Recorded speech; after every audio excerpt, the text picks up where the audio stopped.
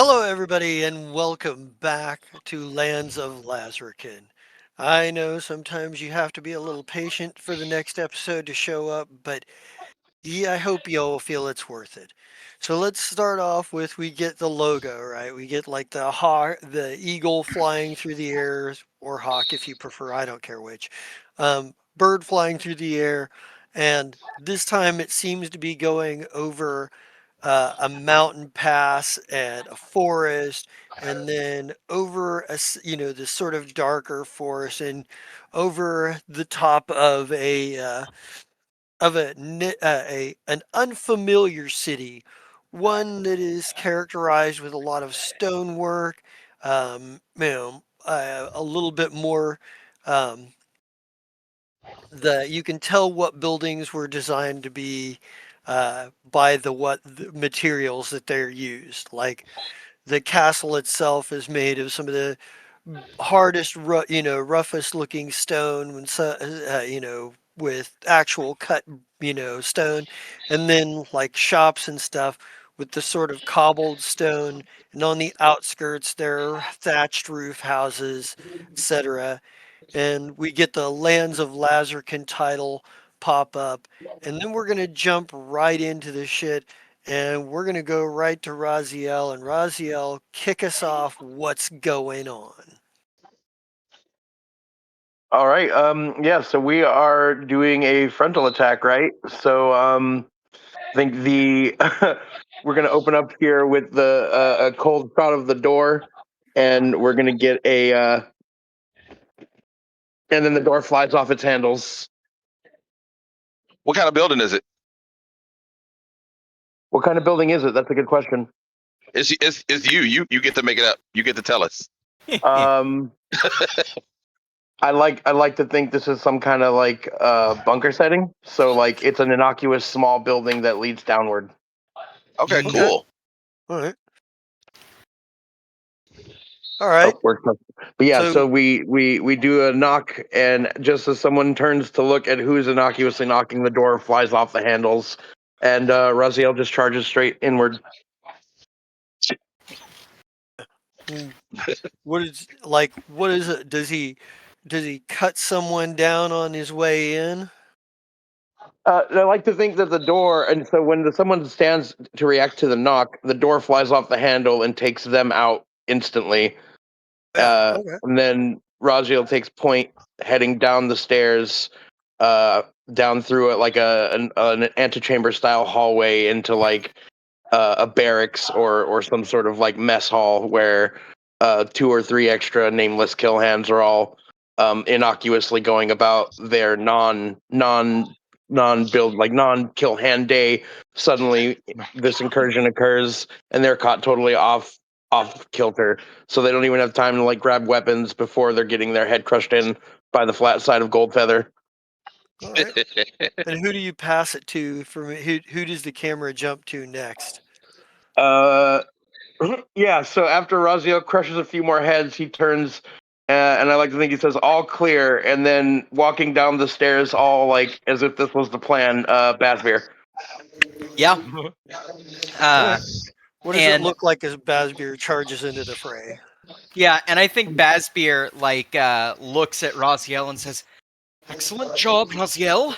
And just like as like a kill hand, like who is just like grabbed the Barris like protection, like a knife or something, like lunges towards Basbeer. He just like lifts up the adamantine mace and just like hurls it over his head, like just clocking this guy right in the side of the face. Like blood coming out his ear. He hits the ground hard. And Basbeer immediately turns and is going to cast actually a new spell to him, Summon Monster 2.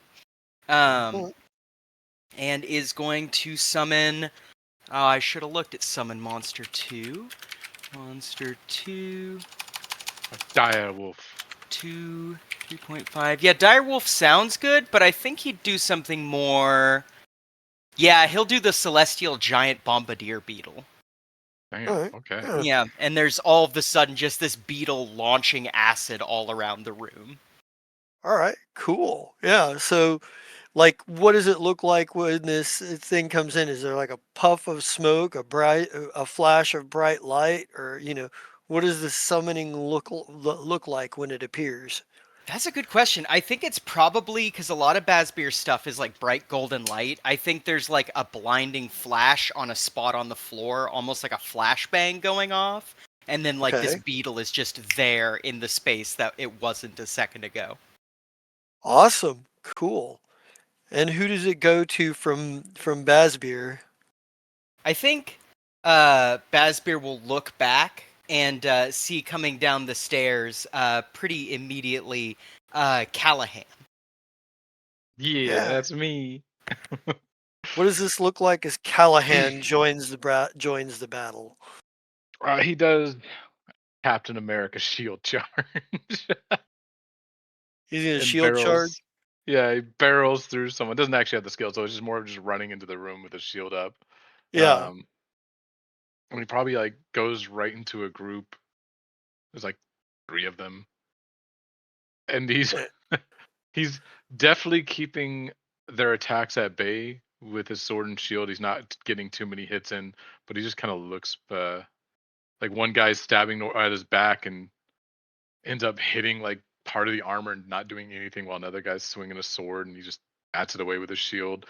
After a couple failed misses, he just looks back at the door and who else is left? We got, dang it, your names aren't showing. Theron and Avaria. Mhm. Avaria. Uh yeah, I probably look back as Saren just almost appears at the doorway. I'm just like, are we sure these are kill hands?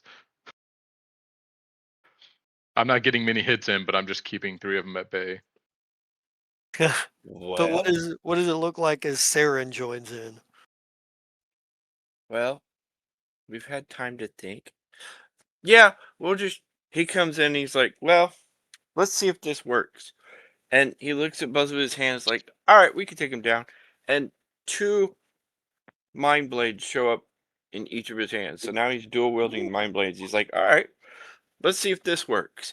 And he goes into attack and kind of doesn't really hit anything real well because he never dual wielded before and he's learning. Yeah. And goes in and tries to look cool, but can't hit anything either because he's like, I'm learning a new ability and we're trying it here, but I get a Yeah. few in, but not a lot. Hmm. Yeah. So there's some back and forth, huh? Like kind of clashing back and forth. And this is probably the first time any of you have seen Bazbeer summon a monster or Saren like create 2 mind blades. So like you guys are seeing your teammates do some things they have not done before, at least a couple of them. And Saren, I guess that leaves it back to Avaria. So how does Avaria join this? All right, so Saren is doing his dual blade thing, and one of the kill hands tries to get the drop on him, and then an arrow flies out and kills that guy that's trying to get the drop on Saren. And then it's Avaria like running towards him. It's like, Saren, you got to watch your back. And then she like, you see her like coming in, and she's like, her hands are glowing black, and she's like touching people with black energy as she runs through. And then like some guys kind of like try to surround her, and she like turns on her fear aura, and then like her face just kind of melts in their eyes, and like it creepy, and they like start to back away, and then she just shoots out like this black energy like all around her, and it like starts to sap their energy away from her. And then she just looks around like, oh, is that she looks at Basmer and she's like, is that too much? Bazbeer says, Well, needs must, Avaria. Needs must. well, as you kind of look around, you realize that you guys have managed to finish off the kill hands around you. Probably Saren and Callahan, either you assisted.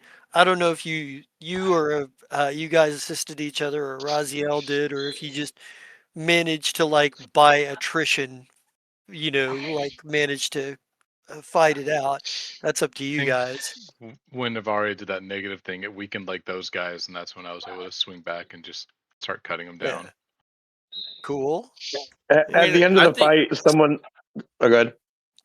I was gonna say at some point Saren kind of figures out, oh, gets a lucky hit in on a couple one and is like, oh, okay, so this is how we dual wield. He gets a couple in here and there. All right. At the Cool. end of the fight, someone has to kind of put their hand on Razio's shoulder and be like, "Hey, we got him, big guy," because he's just like stomping one of the kill hands' heads into mush. There's that rage. Yeah, yeah. Um, No. This what happens is like you just keep doing it, and like Avari, and then we just kind of walk over and just watch you do it for like a second, and like I think he's dead. Like he might be dead. This is receiving me in the kidneys twice. yeah. So in the midst of all of this, in the midst of all of this, the kill hands laying splayed across the ground with whatever injuries and stuff that happened to kill them and whatnot. You have the opportunity to do a little looking around and investigating in this place, see what they may or may not have been up to here. I find a free level. Wow. Who Sorry, I don't know why I'm fixated on that. It's just fun. knew that there were levels just laying around? Yeah, right. um, no, I think Basbeer probably takes an appraising eye to search this place and see if there's anything,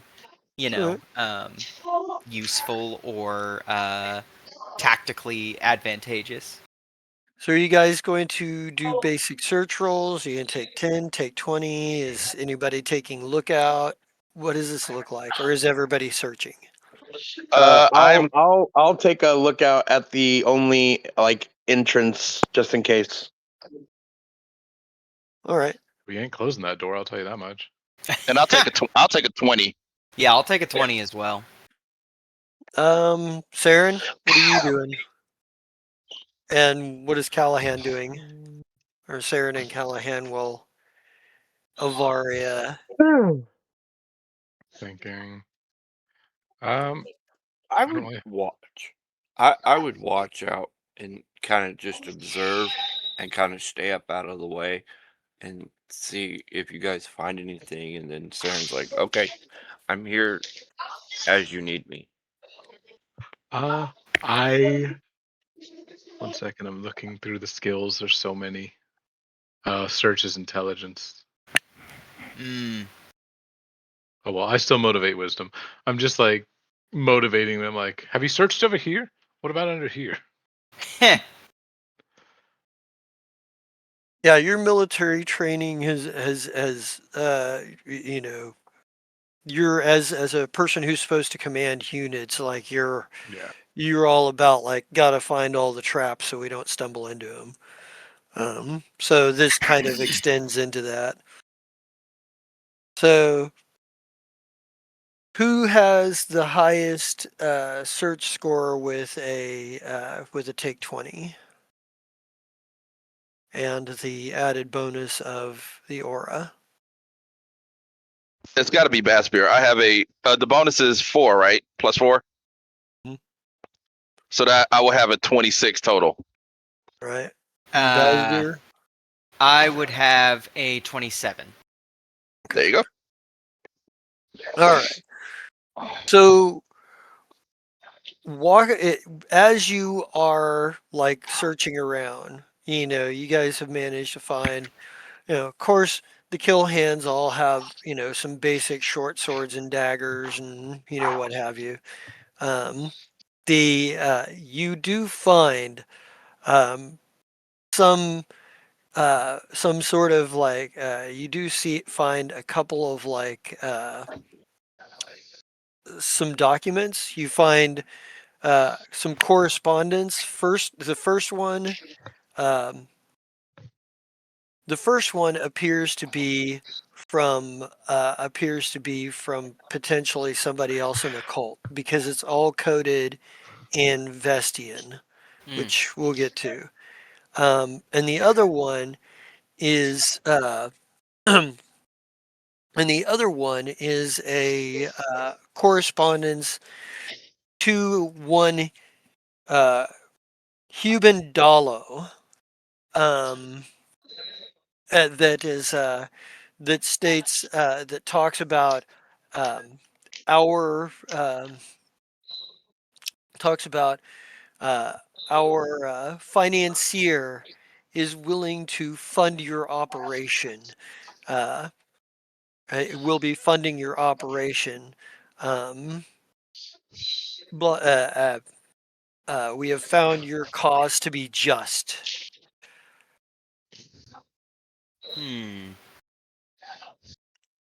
Interesting. And that name doesn't like ring any bells. No, Okay. Huban Dalo does not ring any bells. And it's signed by a read this. Thace Polden. Can you put that in the chat for us? All right. Thank you.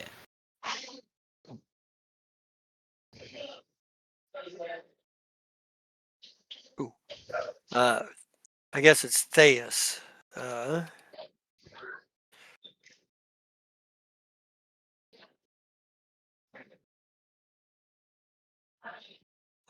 Do.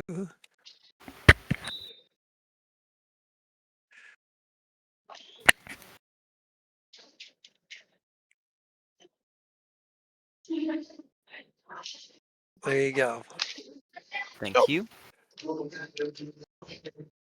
Okay. Yeah, I think Bazbeer will make note of that in his book. And yeah, probably mention this to the party to look out for the names Theus Polden or Huban Dalo. Right. And so just to be clear, that these they're talking about the kill hands, right? That they sympathize with, right? There's nothing particular clear about this. This could be a communication they intercepted. It could be a communication from one of them to somebody else between two of them. It could be, you know, it's it's not necessarily immediately apparent what this is, but Okay. someone who has a financier is willing to fund somebody else's cause, considering it just. Um, Basbier, would you like to take a look at the one that is written in Vestian? Yes, absolutely. All right. So this one comes from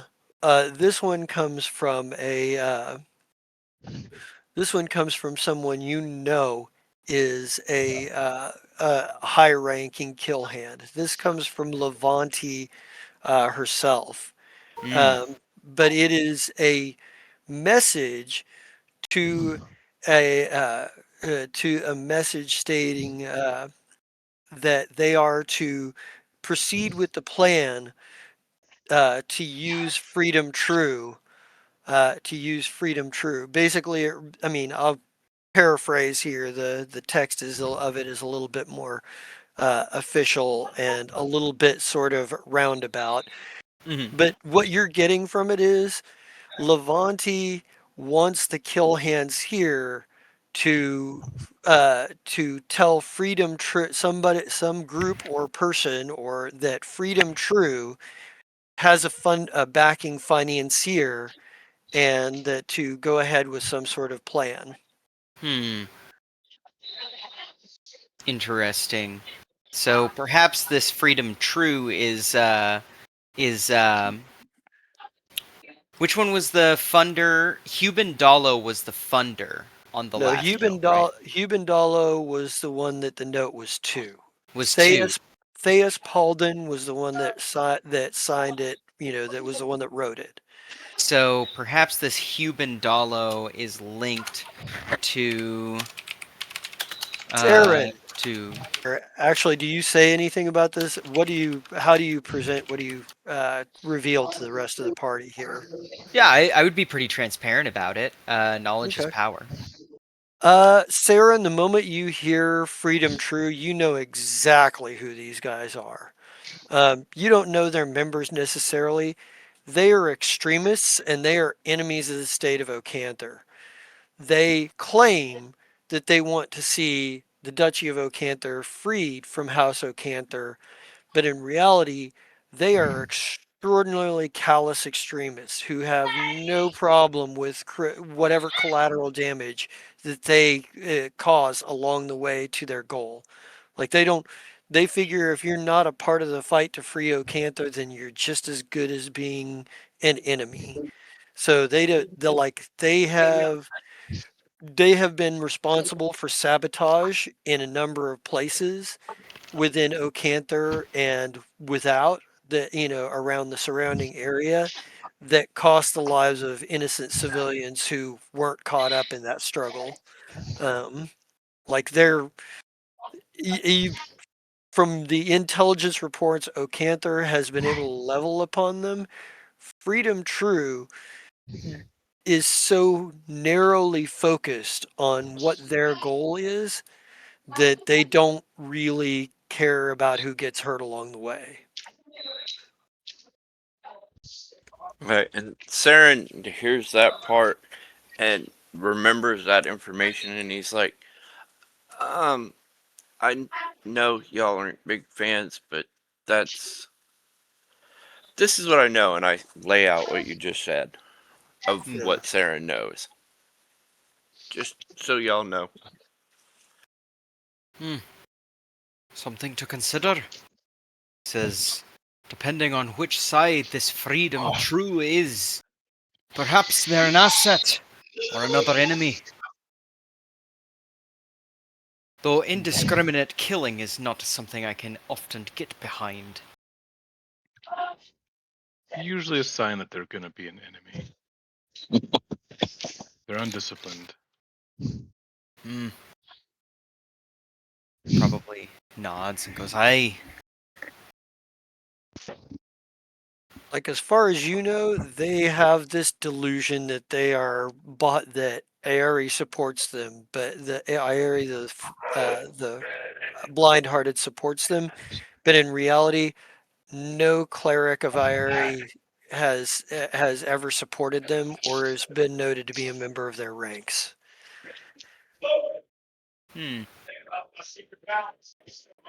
Interesting. Or Sarah, as far as the intelligence reports Ocanther has uncovered, they don't have any official affiliation with the church. And the church has condemned a number of their actions. Religious extremists who want to topple a semi-fascist nobility structure. Complicated. Very complicated. Yup.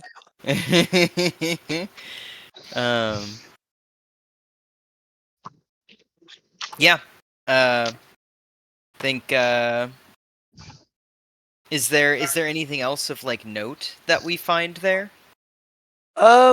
Nothing much, but you do have some studying to do. Fash gave you a number of like books that he found. Some of what that he said that you have found that just in a basic perusal you've had time for, you found that there are references to the texts of the tomb. Like you don't. Fash claims that he managed to get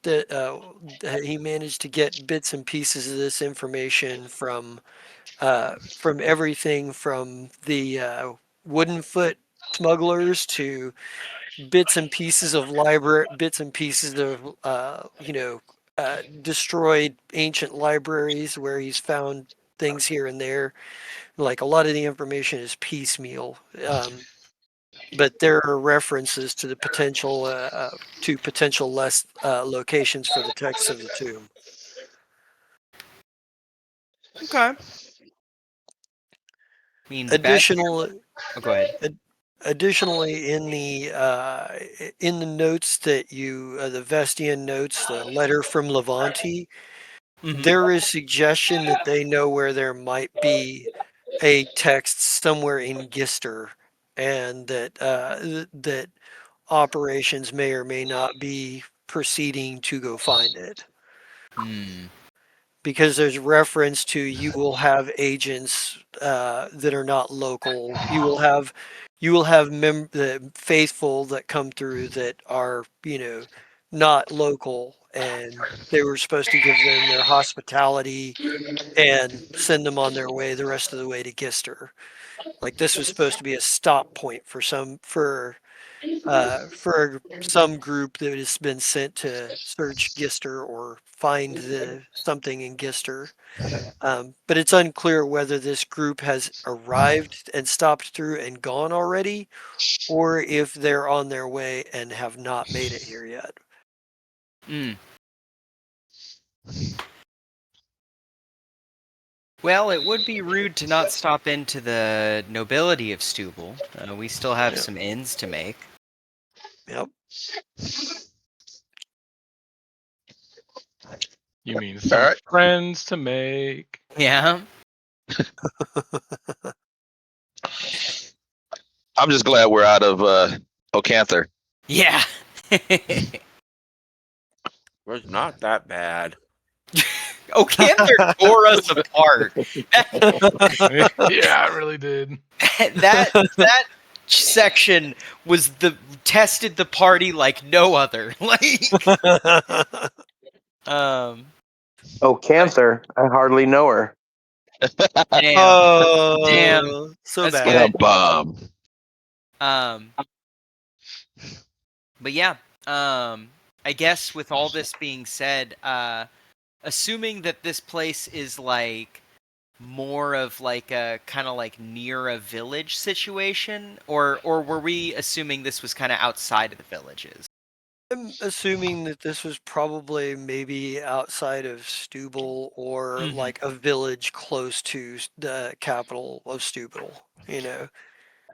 Some Well, either like at just outside the walls of Stubble or like one of the villages just over down the road a couple miles.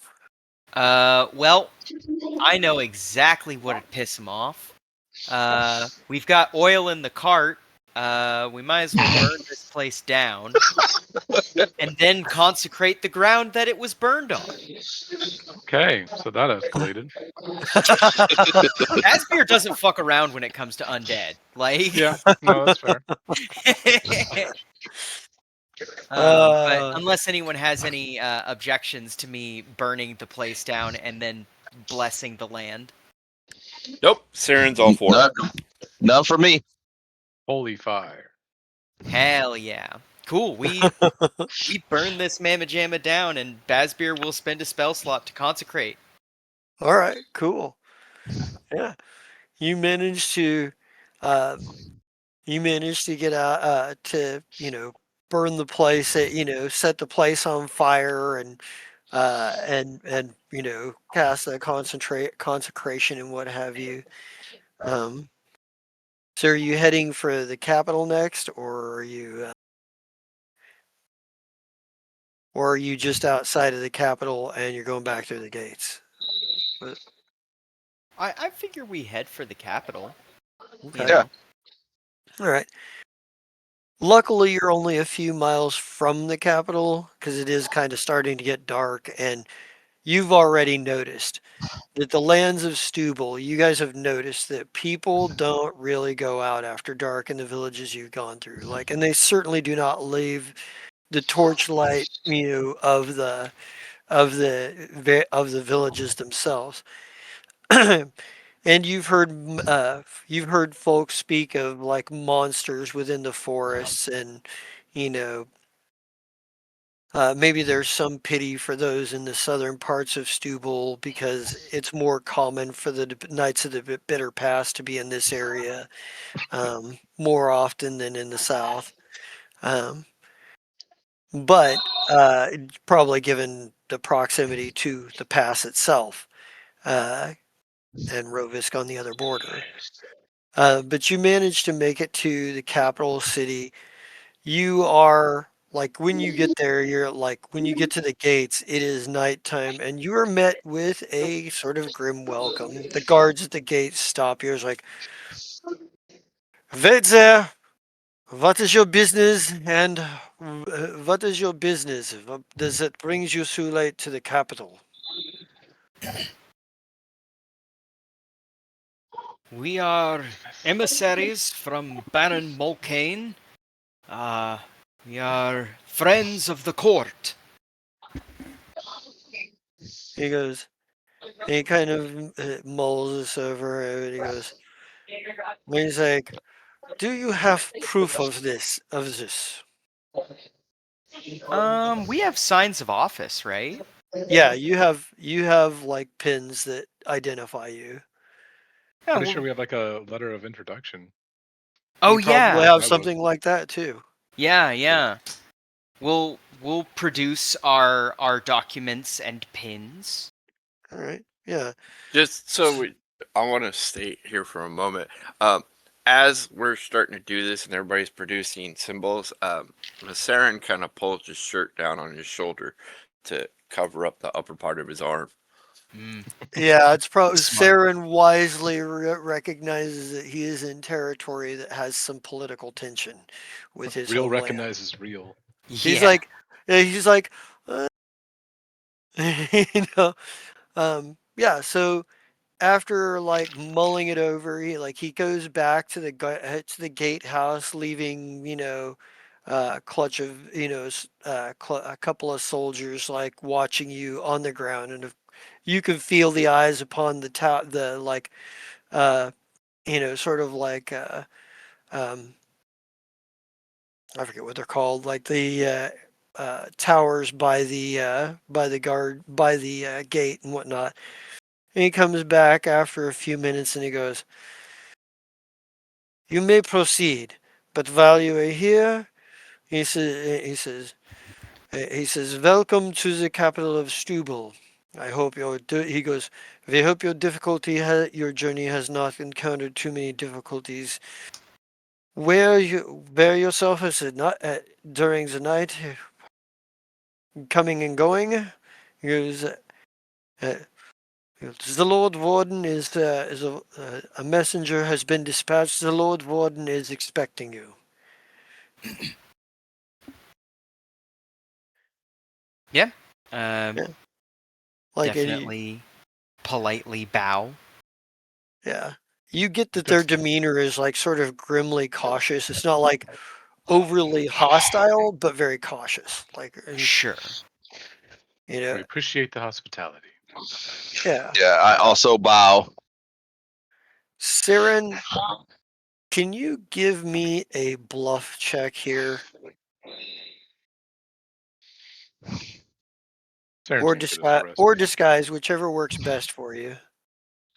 Uh, well, I would have one of my auras up.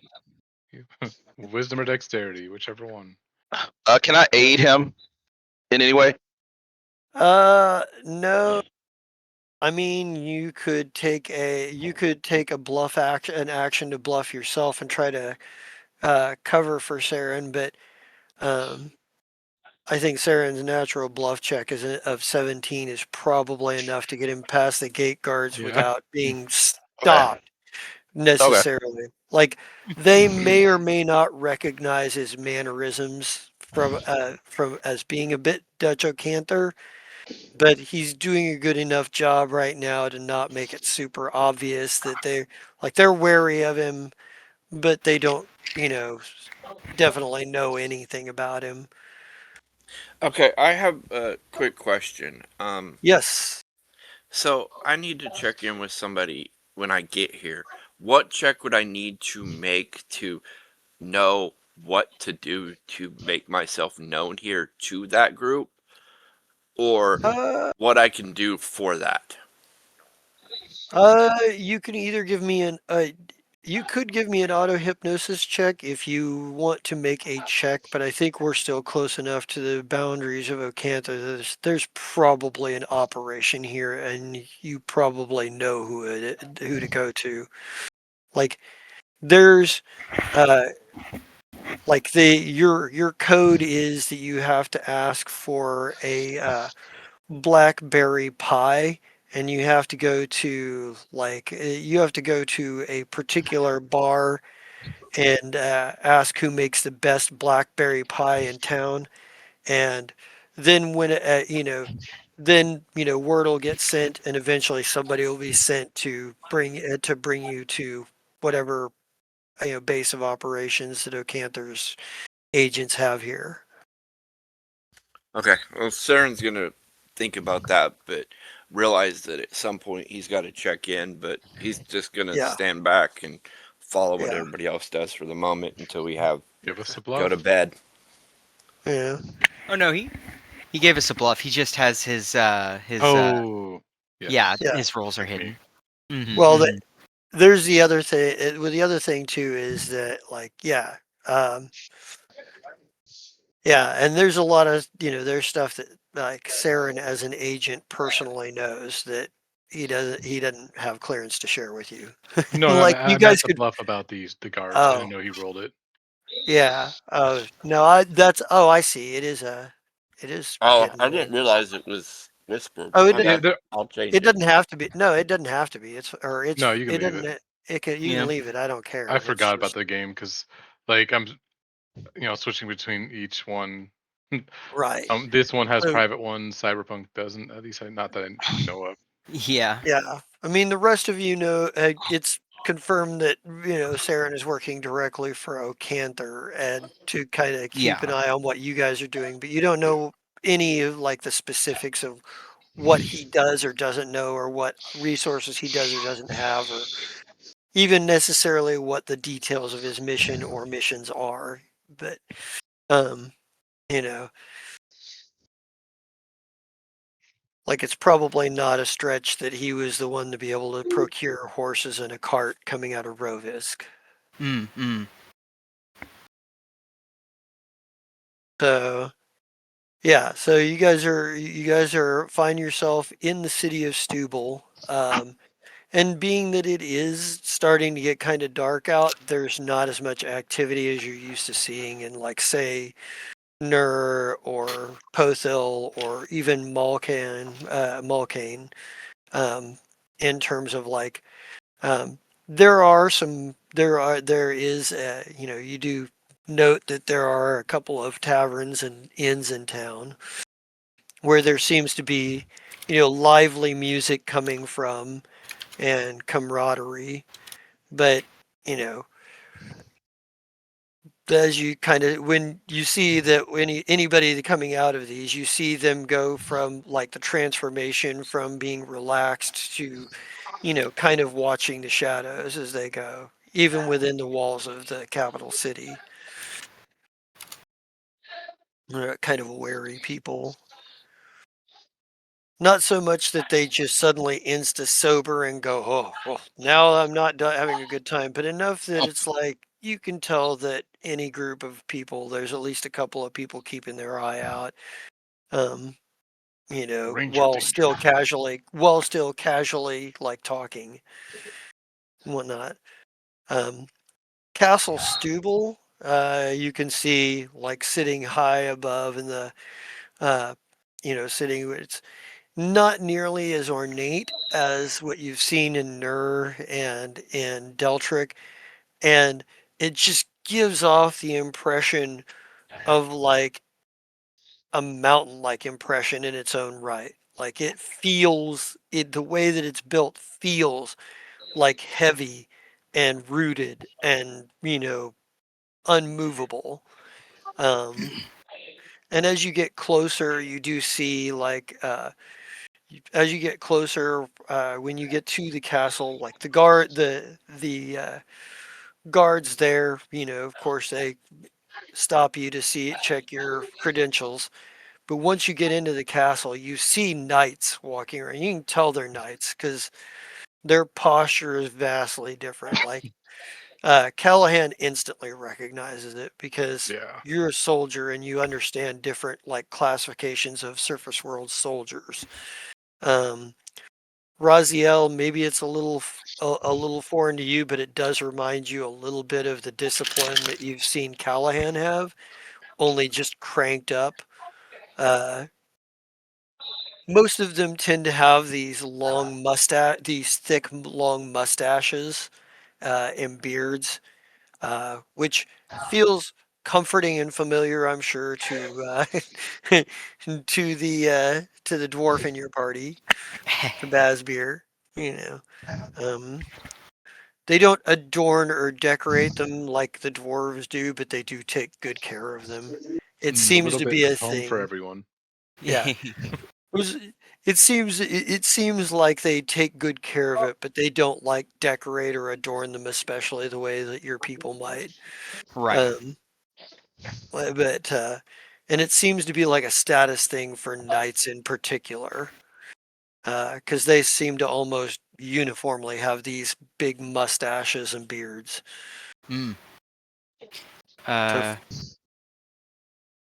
Yeah. Do we see any familiar faces around here? you do not. You've actually managed to beat Jan Stubel back to his homeland because he didn't get to fly any of the way here. Oh, right. Um, but you're like going like, but yeah, they let you through, and I'm sure, and like maybe a servant like leads you to the throne room where you find Lord Warden Herzog. Is it Herzog or Herzog? Herzog Stubel.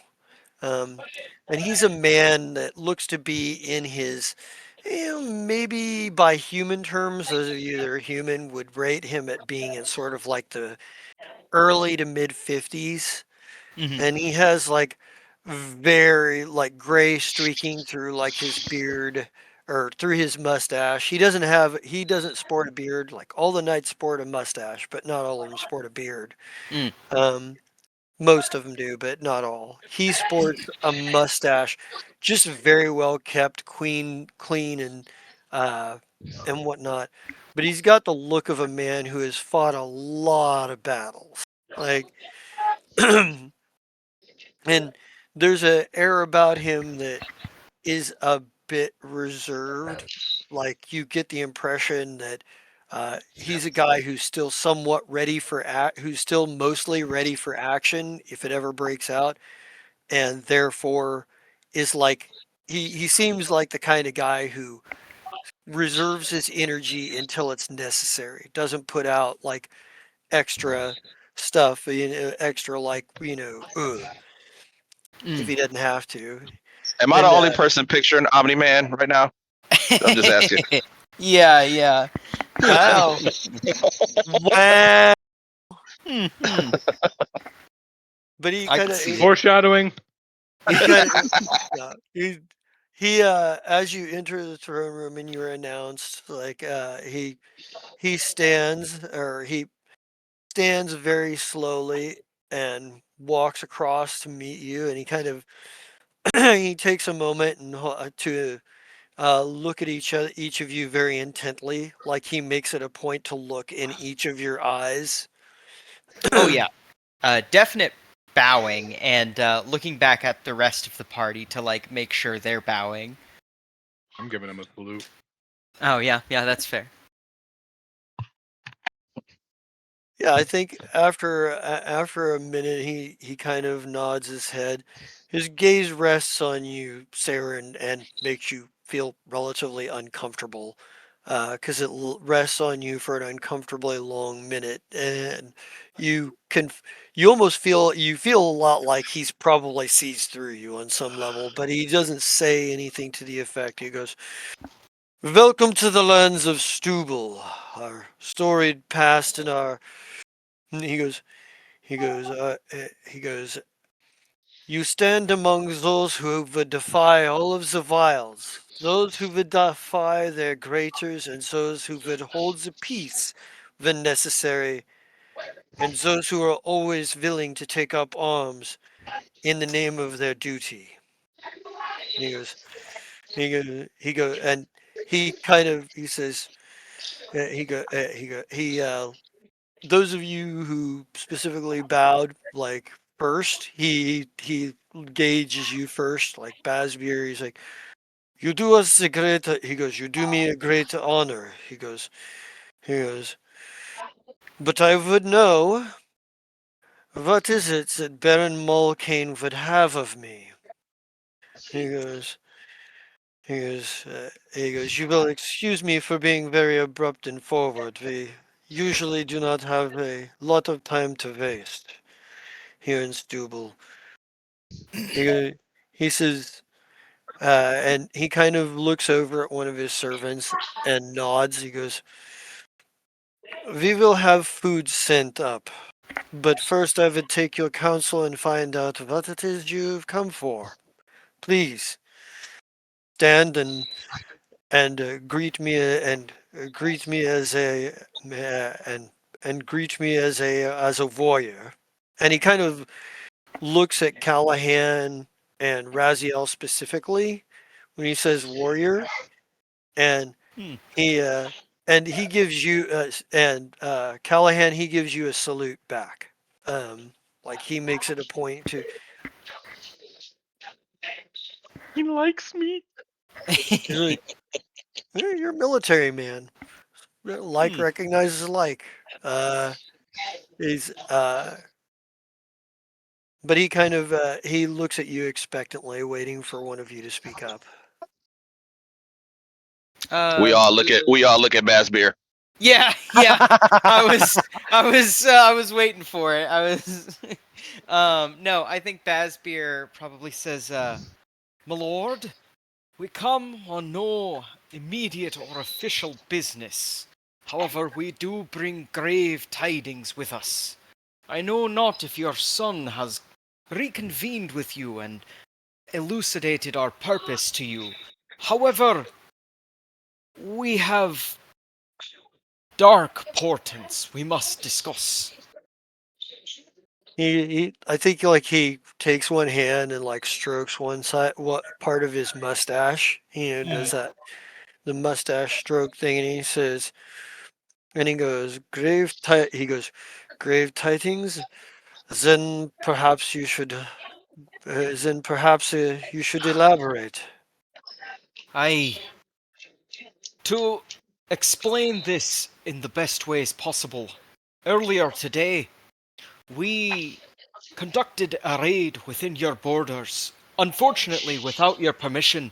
However, we hope that this will be acceptable, deeming the targets of this raid. The targets happen to be death cultists, those that we believe are linked with the old enemy, Vestia themselves. There is a moment, there is a moment of like steel that flashes through his eyes at the mention of the old enemy, and perhaps maybe a little bit of skepticism. Like there, like he says, Vestia has been silent for centuries. What would make them move now?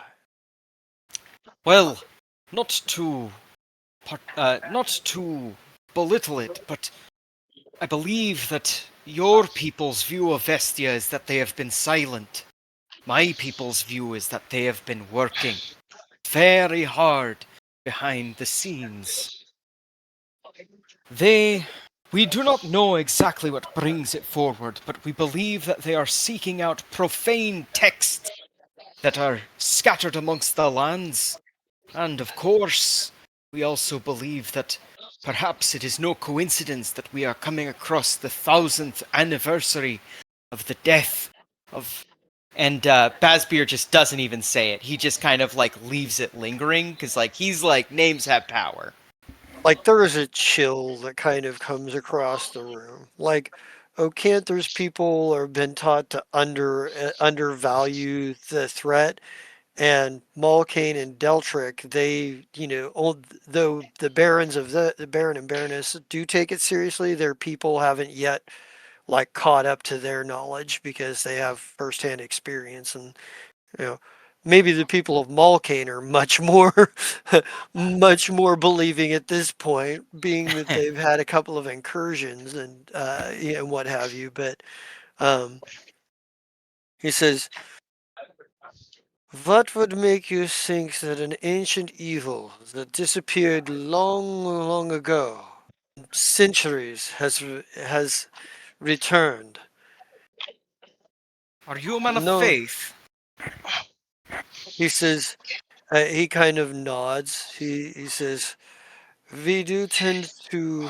He says, "We tend to venerate people around these parts. Tend to venerate Dairikis the Huntress. Also, Air is a blind-hearted, has a strong faith as well, and I am part of the latter camp." And Basbeer probably says, I'm a priest of Seda, a goddess new to me, but one who has spoken directly to mine ears. And Basbeer opens up his book and begins to point out and show him all of these portents that he's been having, that he's been meticulously keeping track of. Yeah, and he kind of, I think he like takes the time to look with you at all of the reference points, and he says, "This makes a very compelling argument, but unfortunately, fighting his bestia or meeting a challenge, if it is indeed coming, would require far greater forces. Unfortunately, we have no voice among the lords. We are recognized. We are allowed to attend the rare councils." He says, he goes, "But we have no sway. We have no sway in this." Probably says, Oh, what you may. I've seen things, councils of men gathered round tables, slowly fading one by one.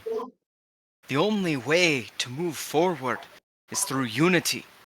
And, if I may speak slightly out of turn, I find myself quite amenable to your cause. This is he kind of says that he says you make a very good argument, and he says you make a very good argument, but you will excuse me if I have some of my own if I have my vizier look into some of these things too. Because I Like, will give you. halfway through the sentence, Saren will speak up. It's like, show him what's on page 9. That'll help. Wow. Yeah, Basbeer does not like vocally respond to that, but he kind of grumbles under his breath and does go to just like show him more of like the stuff about like handbills being printed and that sort of thing, like the signs of organization that these death cults are showing.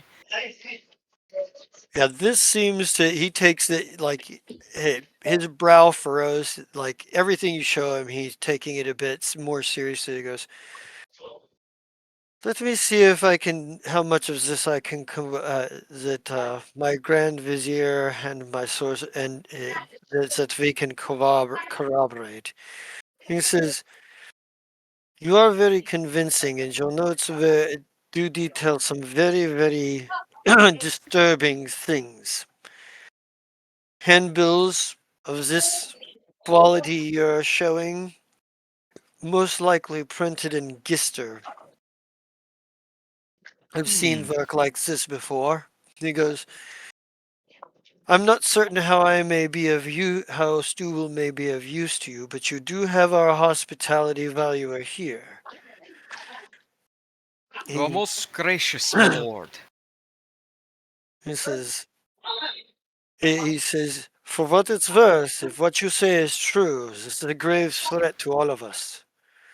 and if a council can be convened and an agreement could be made, Stubble will support in whatever way we can. He goes, he says, but it seems that you have had a long journey, I would imagine. He goes, I have had rooms prepared for you and food set for you if you wish to partake of them. He goes, he says, feel free to explore the town, but I would warn not going out past the gates after dark, unless you are prepared. Our standing military force is very, very small. The depends on the knights as a bitter pass for many, many things, and much more ground to cover. Because there are monsters in the woods. He goes, he goes, he's like, so take caution as you pass through our lands. He says, I would have words with my vizier and my advisors. He goes towards this. He goes. If we can corroborate enough for for them to be comfortable, then I find myself in agreement with you. He looks around the room and he goes, the ancient enemy must not be allowed purchase to take to do the same, to do what he had done to our distant ancestors. And the guards, have a stiffer upper lip, but just a mention of a black tomb almost seems to cue a cool autumn breeze through like the windows and whatnot. And he just kind of looks at it. He says, as long as you act honorably within my country, then you will find no quarrel, and you will find hospitality.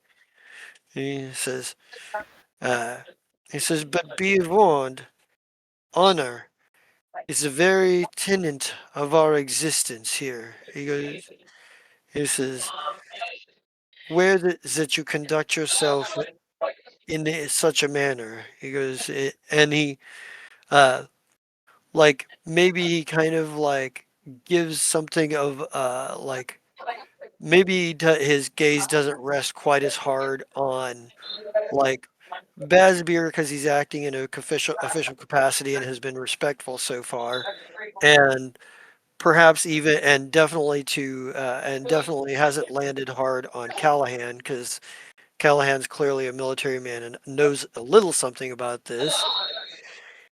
He doesn't seem to He hasn't really seemed to take a ton of notice to Avaria yet. Um, Probably because like Saren is right there, and uh, he does kind of like rest a little heavier in his gaze when he talks about acting within accordance of honor. When he looks at when he looks at Saren, um, you you get the impression that he suspects something, but he's not sure what.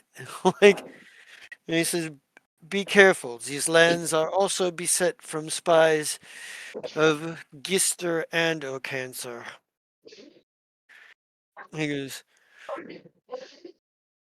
they have their own agendas and we arrest them when we find them. He goes, but by nature of being spies, they are a slippery lot. He goes, and not. He says, "I have kept you from rest far longer than is polite. He goes, and he points to a servant, and he's like, or he gestures to a servant. It's like, they will see you to the rooms I have provided. He goes, when you are feeling more refreshed, then he says, then perhaps we can talk more. He goes, and I think he kind of like he kind of gives you all a nod, and it's like, and I think perhaps like there is like he does have some recognition of Callahan beyond just being a soldier. Like he's heard your name before. He goes, he's well, the Cromwell family's rich, so he he's like I think he says. And he goes, and he kind of gives you a little bit warmer smile, Callahan, because he's like, he goes, and certainly when you speak to your parents next, please express please express that he goes, please express that my it wouldn't be condolences or Just greetings, I congratulations. guess. I think greetings. He goes, Yeah. please express my greetings from Stubble. They have had some trade with some of our peoples that has been very favorable. Very slow and far between, given the borders and political situation, but he says, I would congratulate you on your recent graduation as well. And he offers you a hand for a handshake. Yeah, I shake it and tell him it would be my honor.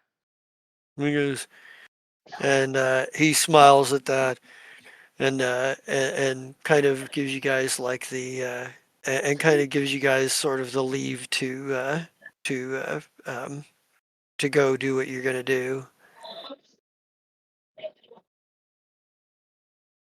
So you guys like you're shown to where the rooms that they've provided for you are, but the servant doesn't necessarily stay there to make sure you do or do anything. There are guards there, obviously, but they don't. They seem to be mostly inobtrusive observers, making sure that guests are minding themselves. They're busy Yeah. minding themselves, well enough. Yeah. But you guys are free to talk, study, go out and explore Stubble, eat, bathe, sleep, whatever you guys are going to do.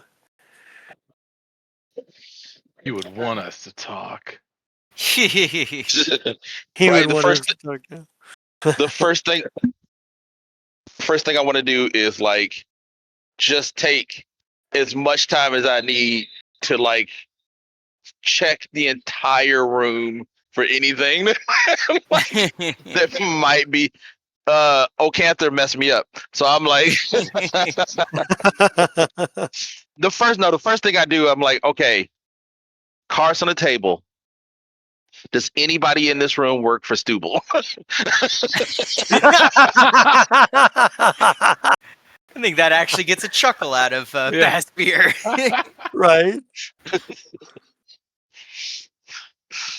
And then I am gonna look around the room to see if it's anything that is like working against us, any kind of listening devices or listening spells or anything, spying spells, anything that Yeah, the will. closest thing you can find is the guards, and they're stationed outside of the doors where like you can have a conversation inside.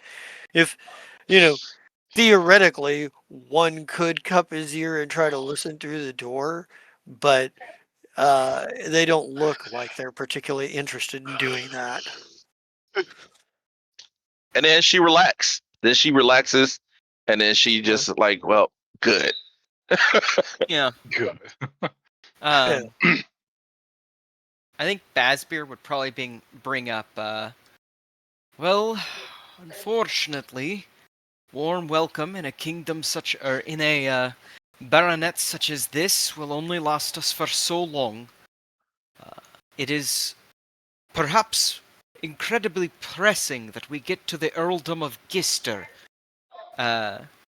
Probably says, I believe that one of the 10 texts, or wait, was it 10 or 12? It's commonly like Vario would have like. I think you guys passed the check that like most people think it might. Scholars believe it's. Most scholars believe it's 10, but there are some that argue that it's 12. That Right, there are right. two secret volumes that the major academia doesn't know about. Okay. Yeah, And Avari, you're not entirely certain how much you can trust Ibzanian instructions. He seems to have another agenda. Right. But I She still may would. have But told you the we was truth. still. Yeah, but I would when I told Bass Beer what she told me, I also kind of prefaced it like we got to take everything with a grain of salt, right? So Yeah. Yeah, I think we should probably we'll probably treat this as more of a stopover, you know, like maybe like take a day off just to like raise morale, you know.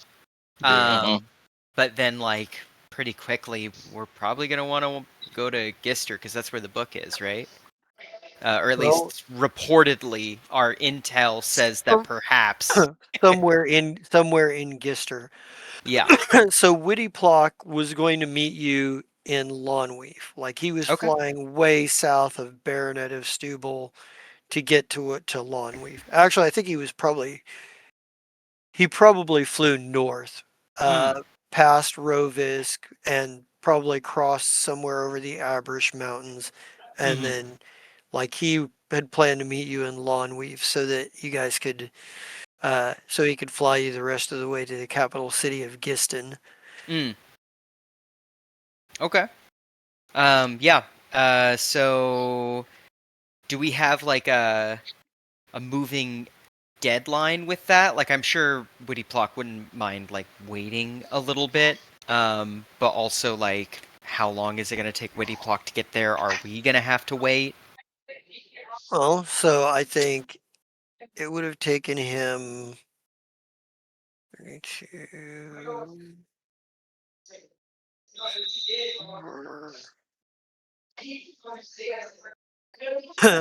like the shortest route he was willing to take would have been 1648 would be, or I don't know why I'm having such a hard time with math today. Oh, I feel you.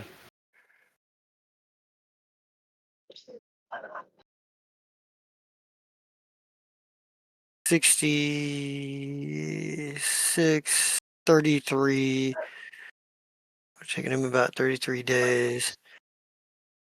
Yeah, so he should already be, like, he's Mm. going to be waiting, or they are going to be waiting on you because uh, it took you nearly a month to ride through Stubble to get to the capital city. Okay. Yeah. And it'll take you a couple of weeks to get from there to Lawnweef. So one more day to have a um wreck day isn't gonna kill us. Yeah, Mm-mm. yeah. So as long as Witty Plock had clear conditions, they should be in Lawnweef long before you. Um, but yeah, you guys have some time here in Stubble. You have a bunch of notes you got to get and piecemeal information from Fash you need to go through too. Hmm. Yeah, that's kind of why I was suggesting the beach day episode because Bazbeer is Yeah. just gonna be in the background studying notes the whole time. Like, All right. Beach day. yeah, Homoerotic man massages. So what are you, the Okay, rest of you doing on so Ember Island? I mean, in Stubble. so here's what I want to do. After everybody goes to bed tonight, I need to go back into town and go to a specific bar Okay. and Yeah. do my check-in and at least do that and then come back. Yeah. The it's the name of the bar you're going to that you got to go to is the um the hooded crow, and like the you like yeah, you managed to find your way to like, is anybody else doing anything before they go to bed, or is anybody else doing anything beyond? I Because think before I we did get a to I, this, I we did want a to. fight. I want to see if I want to see when he gets up. I want to just see if I can hear him or not. well, give me a listen check.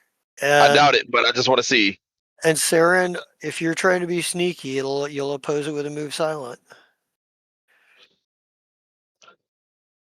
All right, let's see. And you wake up out of a dead sleep. Like you wake up out of a dead sleep, and Saren is and you hear something. Saren, are you also trying to hide?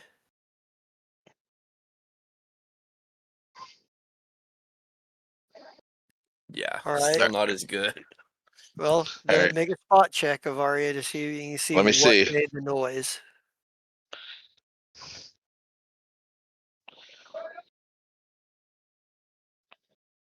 Ooh.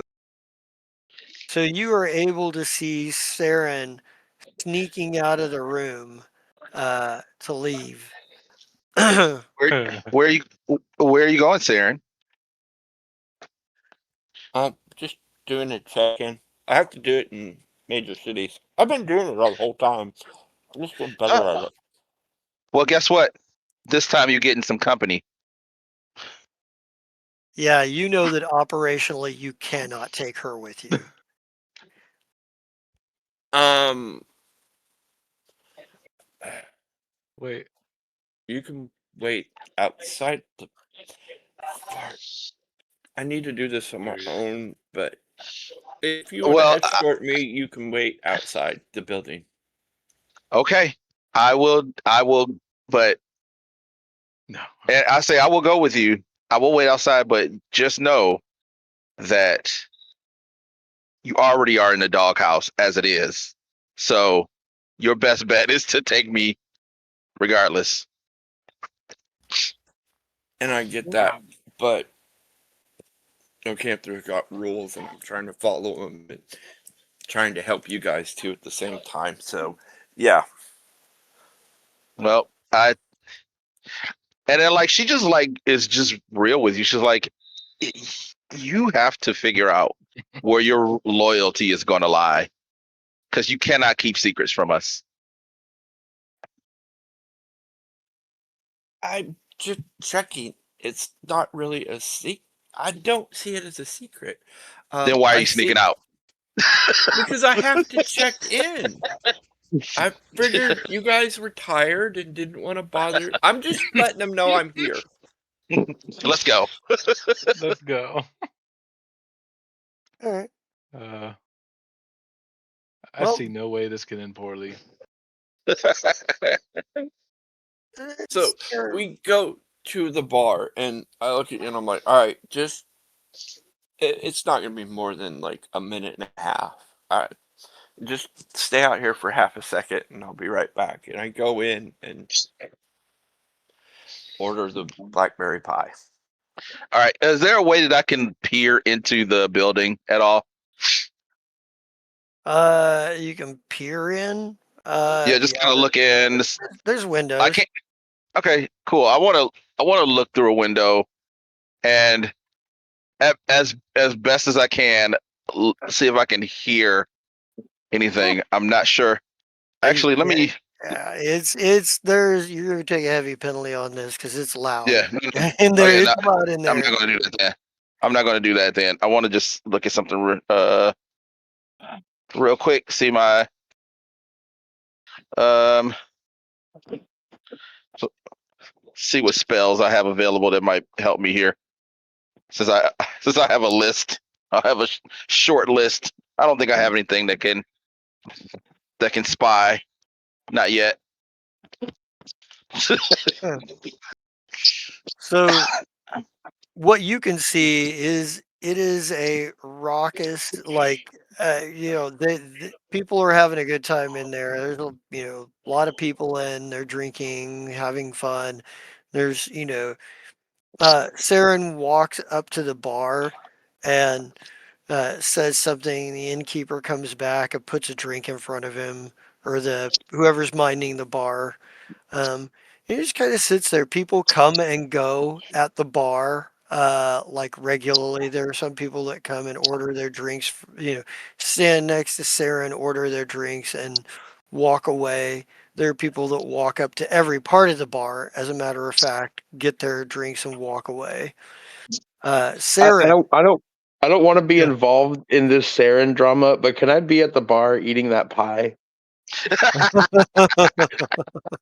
I just want to be drunk eating pie in real life, Well, but the game will be a nice second.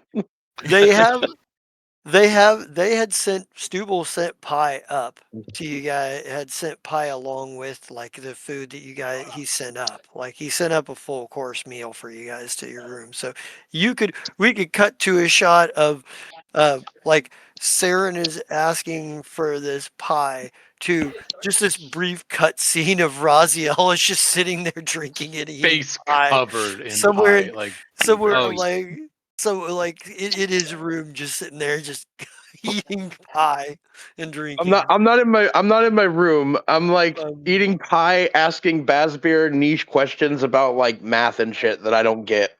right, Asper is trying his very best to read and answer the questions. right. Callahan in the corner giving a really like almost half disgusted look at the mess that the pie is. Bazbeer, you're telling me that you could determine how long a shadow is by measuring the height of what's casting the. I don't fucking get that. What? This doesn't make any sense. Wait until you hear about triangles, my boy. Well, you know a little something about triangles, or at least pyramids, anyway. Oh yeah, fair. uh, you don't know much about their engineering or construction, but you've seen them. Yeah. uh, the Saren for you sitting at the bar, and people come and go. Like you ask about who makes the best blackberry pie, and the innkeeper kind of nods at the tavern. The barman gives you a nod, and you know comes back, puts a drink in front of you, and like there are people that walk up and back and forth and all around. And uh, at one point, a patron, comes up to the bar and is ordering, and is ordering something. And he's like, maybe we did, maybe some high. If you were thinking maybe some Hiron Vine, do you have any of that? And the barman looks at him and shakes his head. He's like, I only got one last bottle. He goes, and he takes he goes, and he goes, I think he kind of like walks away, and the man turns to you and he goes, yeah, and he's like, he looks at you and he goes, he's like, we weren't expecting a visit from the home offices so soon. He goes, but what can we do for you? And he's keeping his tone low and attends to, and his body language signals that he's telling some body joke, but his like words are lower and more serious and conveying the message. Yeah, so Saren recognizes all this and what's going down. He's like, I'm checking in that I'm in the area for a day or so. If things are needed of the higher courts, I will be of service if need be. Use the normal mode of communications to let me know if you need me for anything, but I'm just checking in. He says, he says, he kind of laughs, or he lets out a big laugh to kind of cover what's going on. And he goes, and under his breath, he pats you on the back, and under his breath, and says, We may have a situation. And he slides like, and maybe he slides like under the bar, like hands you off like a small like piece of paper, like a small scroll or something, Okay, I like a letter of some sort. This is all happening at the bar, right? Yeah. yeah, I Okay. tried to take that piece of paper and like stuff it inside my shirt, but I forget I don't have pockets or nothing, so it looks fumbly bad, and I'm like, "Well, do," and I try to get up and leave and not look completely useless from that fumble. Yeah. The your contact kind of your contact guffaws a little bit and draws attention to himself uh, by telling a rather loud and rather body. He actually starts singing a song. He starts singing "The Lusty Dwarf and the Elven Wench" Huh. uh, at the top of his lungs. He gets a rousing chorus of people joining in. Uh, um, which kind of keeps people from looking in your direction. Uh, Avaria, from your perspective, you see uh, Saren like sitting at the bar, and some guy comes up and starts seems to joke with him for a minute, uh, and like the and you know, uh, Saren seems to. Uh, Saren seems to actually, Saren, you have an opportunity. There's enough people in here that you have an opportunity to try to pick that up without it looking obvious, like you're picking something up.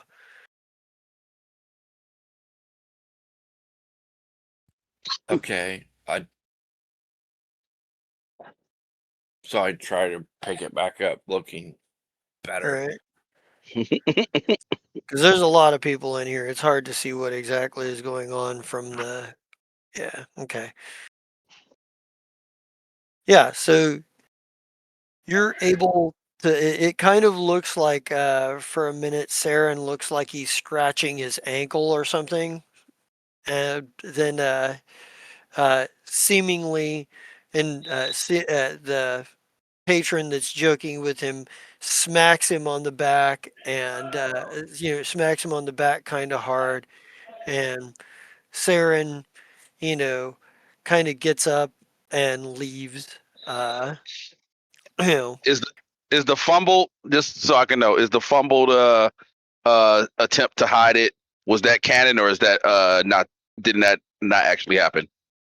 no, it's canon that he was attempted that from what it looks like from your perspective, um, from where you're standing, Saren like he looks a little clumsy and awkward for a minute, and then reaches down and scratches his calf or something. Okay. Like, because you're too far away to have seen much. Like somebody who is closer might have been able to see something. Um, but being able to, there was enough people running around, going back and forth, and the window doesn't give you a good clear view of the ground. Like you can only see sort of the top half of most people unless they're like really close to the window. Um, and you're Okay. just looking down. Um, there's That enough makes of sense. that's obscured. So this was more to see if any of the other patrons figured out what was going on. uh, but yeah, Saren, you managed to have the palmed in your hand, and your contact is singing a song and is just kind of like um, giving you an opportunity to make a more discreet exit. And I do that. I leave the bar. All right. Yeah. Yeah. You come back out. And Avaria is waiting is waiting outside. See, that didn't take long. We can go back now. Who was that guy you were talking to? Oh, he was telling me this weird joke, and it was kind of funny, but it kind of threw me off balance for a few moments.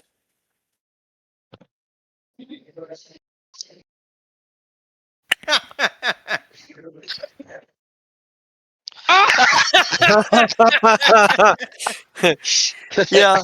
Damn. I'm like, Saren, you can't. Like, I have been lying about myself for so long that I know what a lie looks like when it's told to me. So let's try this again. Who was that guy that was talking to you?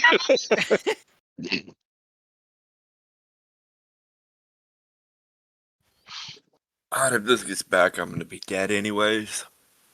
So, each town I have to contact somebody just to check in for Ocanther.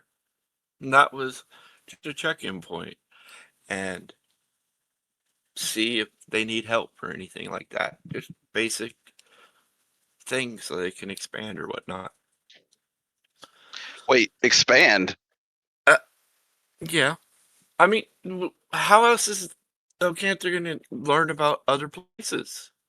He's got people By everywhere. asking nicely. Aubrey seems to do it just fine. Except So for the fact that Aubrey also seems to have fallen into some of those situations rather than specifically been able to access them through a particular means. Yeah. I have to tell the rest of the party about this, right? Yeah. Sorry,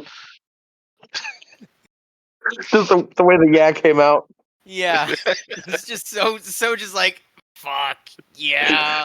Like It's like when you get home and your dog has torn up something, and you're like, "Did you do this? Did you do this?"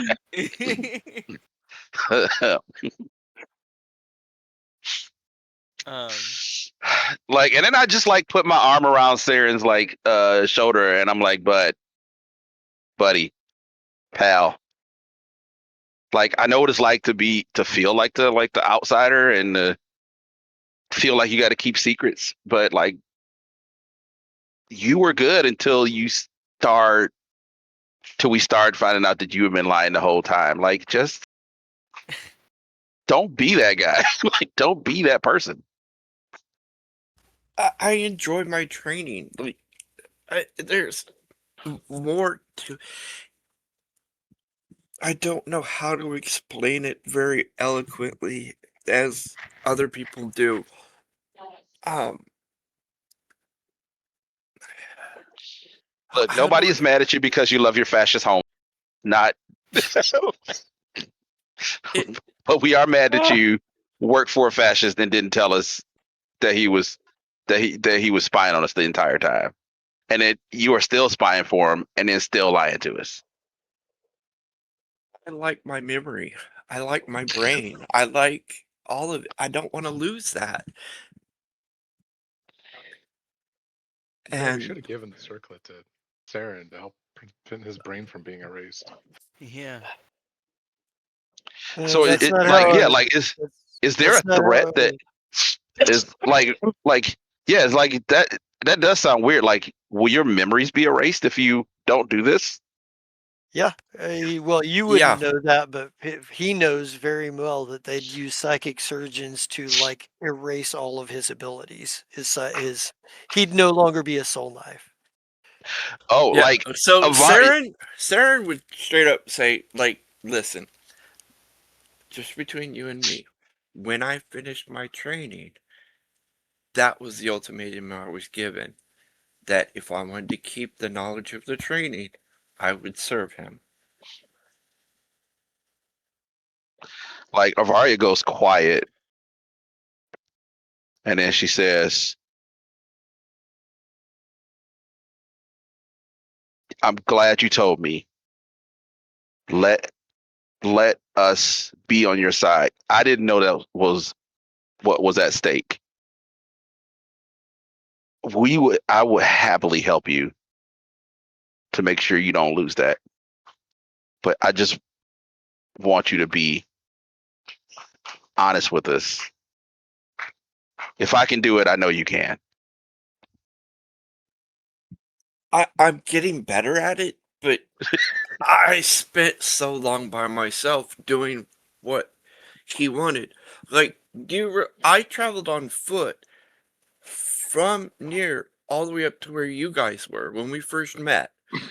I traveled by myself, going in and out of different villages and meeting with groups and doing this and gathering information. I'm spilling too much. It, sorry. Well, you're not by yourself anymore.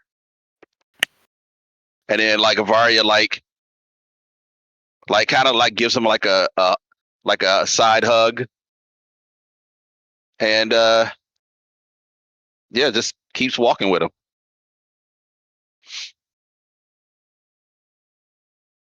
Yeah, Hmm. he's got some pretty most people don't know this that he's got some pretty dire circumstances if he should fail false in his loyalty Mm. to Canther.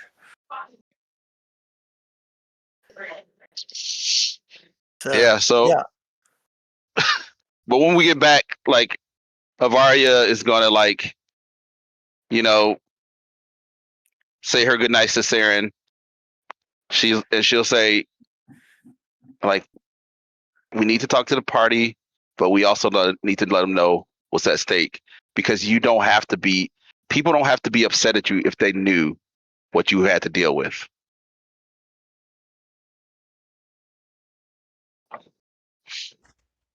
When when you guys get back to where we're staying, you Uh, you walk into the common area to where Basbir and Raziel are, and you just see Raziel looking at Basbir like, oh, so the sum of the square root of any sides of an isosceles triangle is equal to the square root of the remaining side. Basbeer just like looks up, looks over at the other two, and goes, "You've come in at quite an enlightening point in Raziel's life."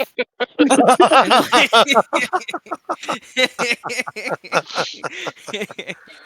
as he continues to just write in his book. Oh God. like, are you teaching them triangle magic? Did you know that the triangle is the strongest naturally occurring structure?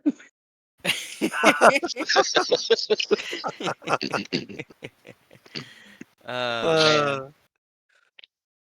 Yeah. Uh, but yeah, I'm like, we should get some sleep. And in the morning, Saren, we should talk to the party. I think Basbeer probably in his old man way just kind of gives like a not like a pointed look, but like a very wary look to Ivaria. Like, like if Avaria sees it and it's just like we like it can wait, but it's important, but it can wait until the morning. We should get some rest. Hi. I think as you guys are kind of I think um does Basbeer like leave the common area His way before smaller anybody than else, or normal. is he the last one? I don't know. I feel like Basbeer's burning the midnight oil kind of guy. Like he'll get his mandatory 8-hour like spell reset, but he'll probably cut that pretty thin. All right. Yeah. Does anybody else stay up with Basbeer while he does his research, or does anybody else um what does everybody else kind of do? No, I got disgusted by the pie fiasco, and I went to bed. Oh, okay.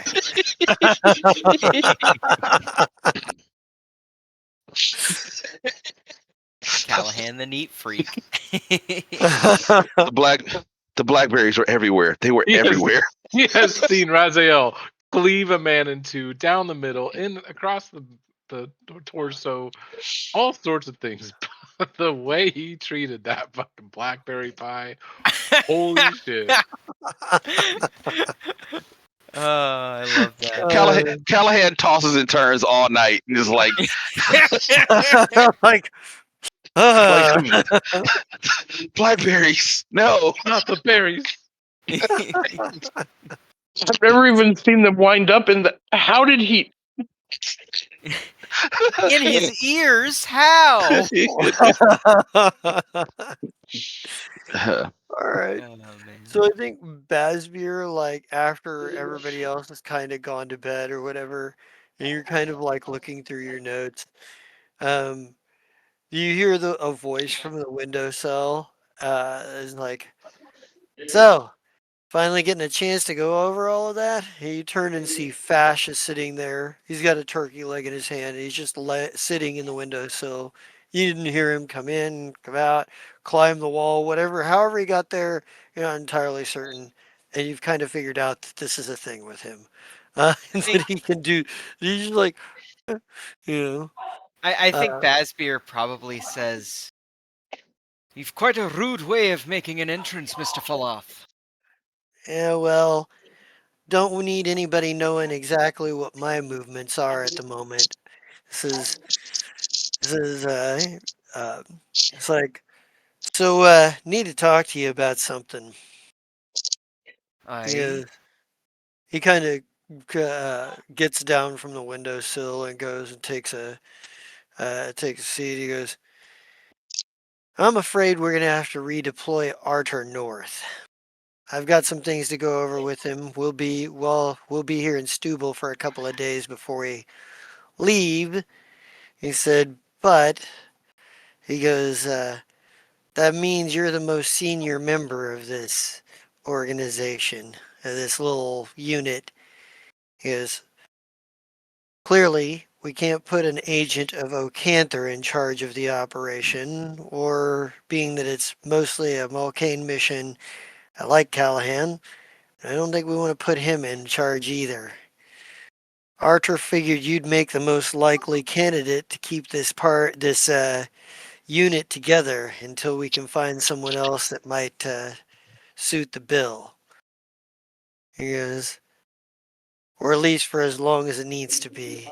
Because I hate to foist all of this upon you, but we haven't been able to get scouts in or out of the territory that Zon Vlosser's forces have taken control of. The Rainstag Druid Circle is missing. We haven't heard from him in at least a month and a half. Even the rangers that fill up their normal contacts haven't heard hide nor hair. And what's worse, we haven't been able to get scouts too far into the territory to get any intel. We need people with survival skills, and Archer fits the bill. He goes, he'll be working in close connection with me. He goes, nah, and what you've learned so far from the piecemeal information is that there is likely one or perhaps even two texts in the Earldom of Gister. The most likely places that it states is that there are three likely places for where they might be: Goatsmouth, Giston, and Uthard. Um, because one of the texts has been traded as curios. It's like, I think maybe this is something he goes over. He goes, he goes, one of those texts, a hard time tracking down its movements. It was discovered at some point by an archaeological student who then lost it in a bandit raid. We were able to track the bandits that had it for about 6 months that they had it. Then it passed between owners, collectors mostly, for about 3 or 4 years. We thought we'd lost track of it. We thought one collector may have taken it into Vestia, but depending on who he sold it to instead, and it may have made its way down here with smugglers through the Wooden Foot, or it may have made its way down here through a bandit fleeing justice from up north. We're not entirely certain where either, and the most likely destination for the Wooden Foot would have been either Giston and Goat's Mouth. Well, it could have been all three, really. Uthard has a lot of really good wine there that they may have been trying to smuggle out. Giston, lots of artwork and lots of people with money who came out of the Coin Crest rebellions with enough money to buy something like that. Or it could have been Goat's Mouth, but that's more likely. But we only suspect Goat's Mouth because their alchemists there would have been the kind of people that the smugglers would have done business with to bring things north. Because as far as it goes, we're getting some background noise from somebody. Oh, Yeah, yeah. probably is Um, me because I'm still at that meet. uh, Mm-mm-mm. he was like, he's like, now, he goes, I would recommend that that wherever you start, you definitely try to check out the collectors. Anybody with enough money to buy something rare could potentially have it or have some knowledge of it. He goes, he goes, he's like, so you'll want to probably utilize he goes, you'll probably want to speak to anybody in positions of authority, nobility, perhaps, maybe some of the wealthier merchants. He goes, he goes, I'd lean on Callahan Cromwell. From my understanding, the Bexcross family in Giston is potentially working with the Cromwell family to arrange a marriage. Might get a good in on that direction. He goes, and he says, and Saren, and he kind of shakes his head. He's like, Saren's probably got contacts with Ocanther's people all over. Not entirely certain you're going to get a whole lot of information about who they are or what they are. Use that. If he decides to sneak off, go do things, watch him. Maybe he'll come up with something useful. Just as likely he'll withhold information, but at least you have a shot. He'll probably he'll probably be required to check in. He'll probably be required to do something. And Ocanther's got spies everywhere. And if you happen to run across the Wooden Foot, wouldn't hurt to mention Gailrad Tackard. We have connection with her, and her name may carry enough weight to get a little information out. He's like, he says, outside of that, hey, keep an eye on Avaria. Her growing powers are of a concern. how Probably. long how Go long ahead. she can hide them, he goes, is a question mark. I think Bazbeer probably takes a deep breath and says, if I am to be leading this group, then this group will function as a council, as opposed to a top-down organization. He goes, he's like, operationally, he goes, operationally, as far as Malkane's concerned, you're in charge, but you can run it how you run your unit however you want to run it. He goes, I'll tell you the same thing I told Archer. Always keep one piece of information secret from everybody. Always hold something back if you can. You never know when you're going to need an ace up your sleeve. I think that Bazbeer probably sighs and says, "If those are the requirements, then you found a poor candidate. But I shall He take on the chuckles. responsibility nonetheless." He kind of chuckles and he goes, "Yeah, probably not what you had in mind, but you guys serve dual function as a diplomatic corps and an espionage unit." He goes, he goes, "If you manage to get your hand on one of those tomes, you need to send a message back immediately. We can't lose the chain of custody on these things ever again." Aye, and where will they be stored? He goes, "Don't know yet. Probably going to have to talk. Malkane has some leanings. Deltrick probably has some ideas. But something this big, I imagine if you can get the lords, a lords meeting together, they'll all want to have a say in it." And uh, he kind of shrugs his shoulders. He says, "I know it's not the best situation, and I know it's not exactly what you thought you might have been signing up for, but sometimes we don't get to," he goes, "sometimes we're asked to do things that are necessary, but not exactly pleasant." And he kind of takes a moment, he goes, and he chuckles, he goes, "The sewers of Nur might count among those." Eh, And he goes, "Never did get the smell out of those boots." Kinda, Bazbeer says, "I've much to study. Is there anything else?" He goes, he goes, "How was the raid on the hideout I gave you? The location?"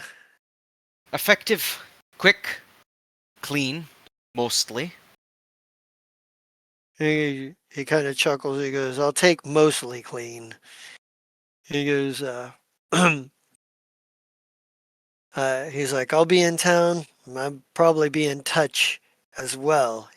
Before I leave out of it, before Archer and I leave." He goes, says, "You," he goes,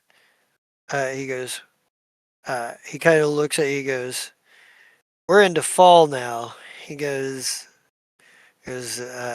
he goes, "Be careful of the weather." Yeah, I think Bazbeer says, "So long as we don't find any more errant tornadoes, I'm sure we'll be fine." He kind of nods at that. He goes, "Aye, best to keep out of that as well. Piece of advice, when you go to Gister, the Coincrest rebellions were only settled a few years ago." He goes, "There's some people who got rich off of it. There's some people who lost fortunes off of it." And he goes,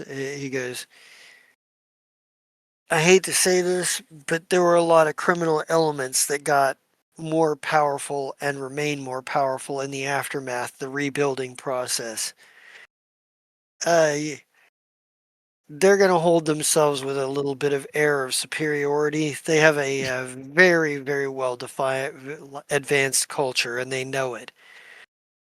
They don't necessarily mean poorly. They simply really they." He goes, "Well, they just understand that their culture is a bit more advanced than that in the north. A little more focus Probably, on art." probably says, "Fash, so long as we don't have to ever step foot in the Duchy of Okantha again, I'm sure that we'll be dealing with less problems than we've dealt with in the past." Yeah, he kind of goes, he's like, yeah, he goes, yeah, well, if only that were true. He goes, I can't promise you you'll never have to go through Ocanther again. He goes, but I can certainly understand why you hated the place.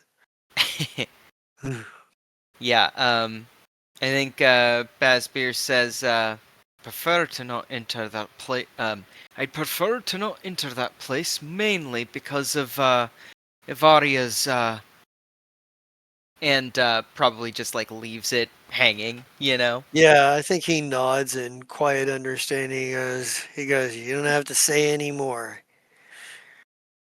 Got the feeling that that exile from Ocanther rests kind of like a death threat for her. Probably, Probably for me too. And he kind of he kind of chuckles. And he's like, about that one. yeah. Um, yeah, I think Bazbeer probably says something to the effect of, well, hopefully we'll be able to cut off these assaults on these sorry, um, probably be able to cut off the assaults on these books, on these tomes. He goes, well, let's hope so. He goes, oh I love yeah. some background chatter. He says, I think he says, well, I got a few things I gotta check on and look into around here. He goes, perhaps he goes, he goes, I'll check in later. He goes, make sure you guys are doing all right before you head out of here. He's like, and he kind of heads over to the windowsill, takes another bite out of his turkey leg, and he's like, well, he goes, time to go take care of business. And just standing there in the windowsill with the turkey leg in his hand, he just hops backwards. Hmm. Oh, okay. Like if you look out the window, you find that he's just floating down. Hmm.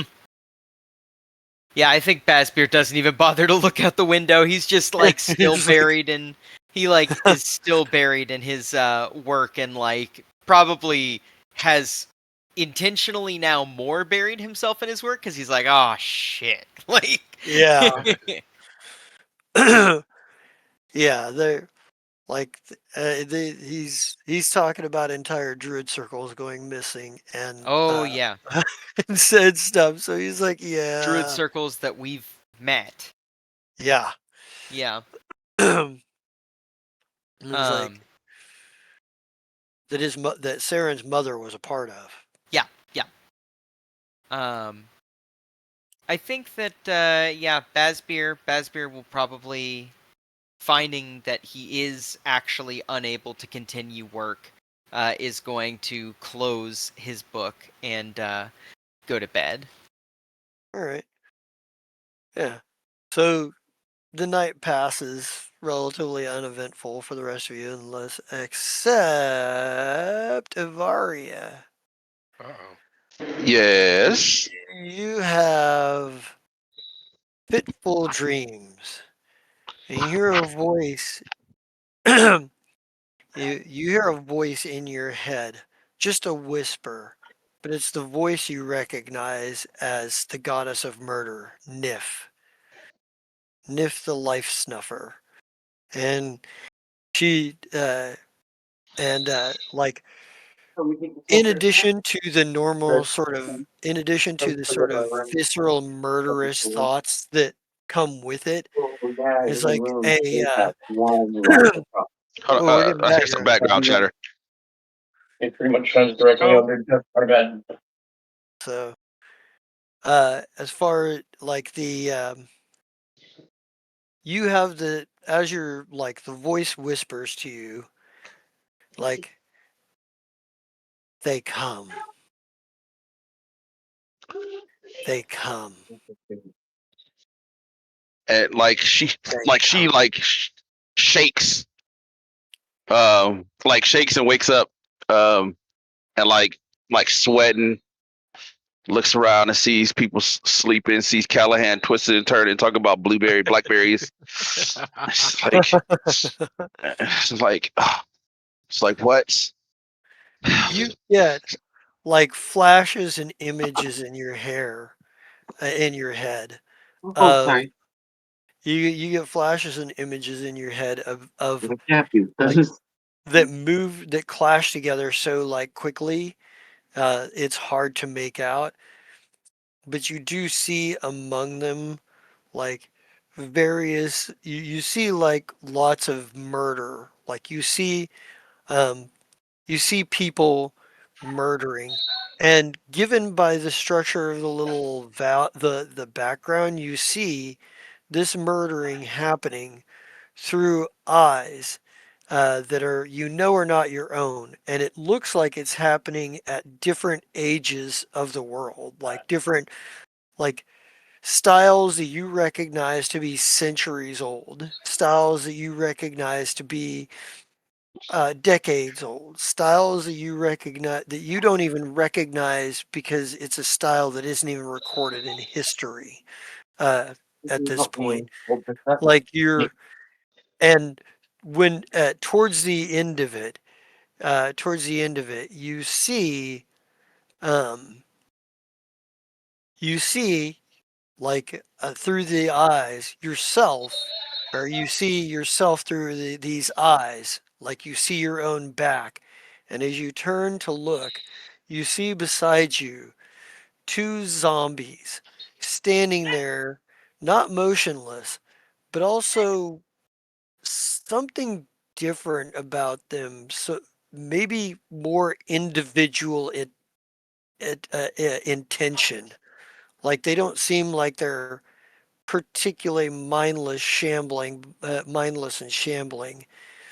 And when you raise your hand up, you look at your hand, and your hand is very small Mm. and red and clawed. And then the visions are gone. Yeah, that's when I wake up and I'm like,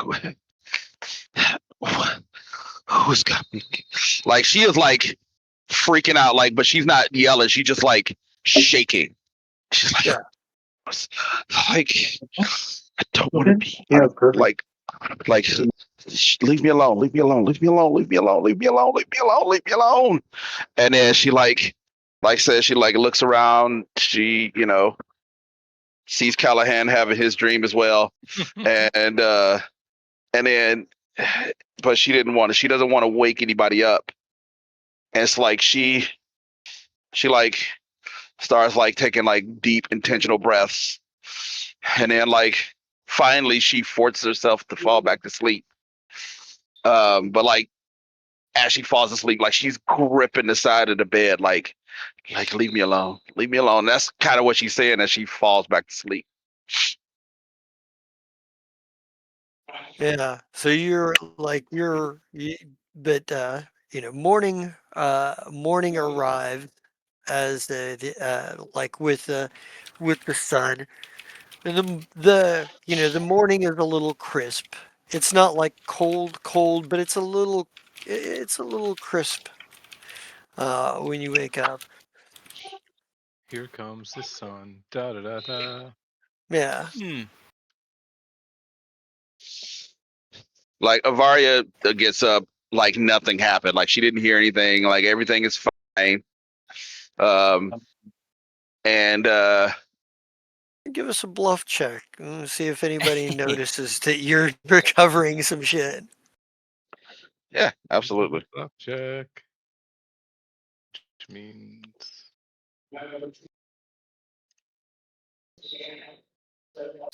All right. If anybody beats a 25, you can tell that Avaria is masking something. Nope. what is it? It's Sense motive. sense motive. Okay. Yeah. No.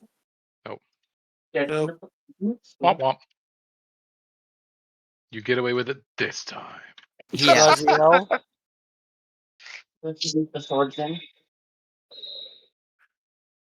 Wabbit? We don't have a sense motive for Raziel right now.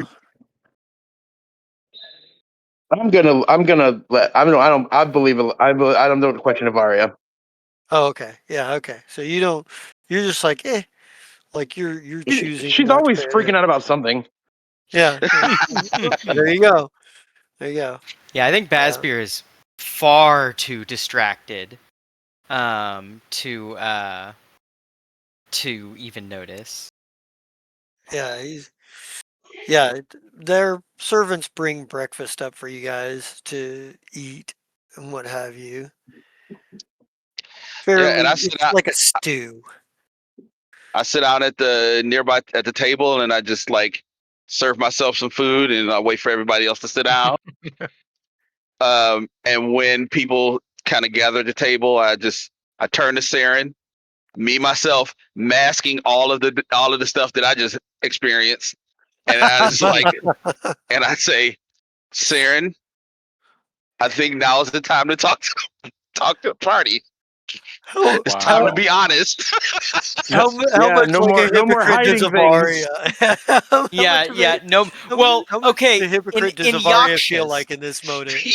in to give a parallel situation, in Yakshas we had a credo, which was no more secrets. That phrase was said a lot because everyone kept keeping secrets, and it became almost ironic. It kind of feels like how this party is sometimes. Yeah. Yeah. So yeah, how do you what does this look like here? Saren's like, well, as long as it doesn't leave this table, I'll say something, I guess. Looking around the room. I have to check in every now and then. You guys know that, and I did. And I have this piece of paper. I Have have you work I need to do. have you taken a look at what's on there yet? Nope. Okay. Yeah. Proud of you. I'm so proud. All right. But like as he is like putting out the piece of paper, I say, I was like, sorry, but I say, that I say, you know why Saren has been doing what he has been doing? Do you know why he works for Ocanther? Because he's Because I a have sneaky to. little guy. Hmm. I said, and I look at Saren and like, are you going to tell him or should I? So I got my training in there, right? So that I can summon the soul knife whenever I need to fight and learn how to comprehend psionics enough to do that. I was trained for a very long time after the chest exploded and gave me the abilities. I was well, that's a whole nother ball game that'll get dad in trouble. Never mind. Anyways, so I got the training and whatnot, and when it was done, um, the crap, I'm gonna die for this. I am loyal to the Dutch of Ocanther. That's obvious, but he said that I had no other choice. That after my training, that I have to be subservient to him and help promote his organization and be the little spy or whatnot. Otherwise, I would lose all the training that I had gotten instantaneously. Would lose all of it. Okay. And takes a bite of the food. Yeah, because Saren, you know that Duke O'Cantor considers psionic training state property. Like if you go against, you revoke you revoke your license for it. You revoke they send people after you to bring you in and have psychic surgeons remove that part of your abilities. Hmm. Remove all of your abilities. Like that's, you know, Psycho shit. Yeah. yep. Ain't no fucking game, man. I'm gonna die. My brain's gonna be 8. Yeah. I think Bazbeer probably looks at Saren with a slightly softer look than he's been looking at Saren with lately. And probably says, "So they have you under threat of taking your memories and taking away your training." That's the beginning of it. I mean, they could take more away. I could forget that. Hmm? I could forget to walk. I could forget to breathe. I could. You got animals? I'll pay you. And I think Bazbeer kind of probably goes, "I understand. I understand." Says, "Saren, between you and I know that we've not had the best of relationships lately. If you're willing to be honest with me, I'm willing to give you another chance."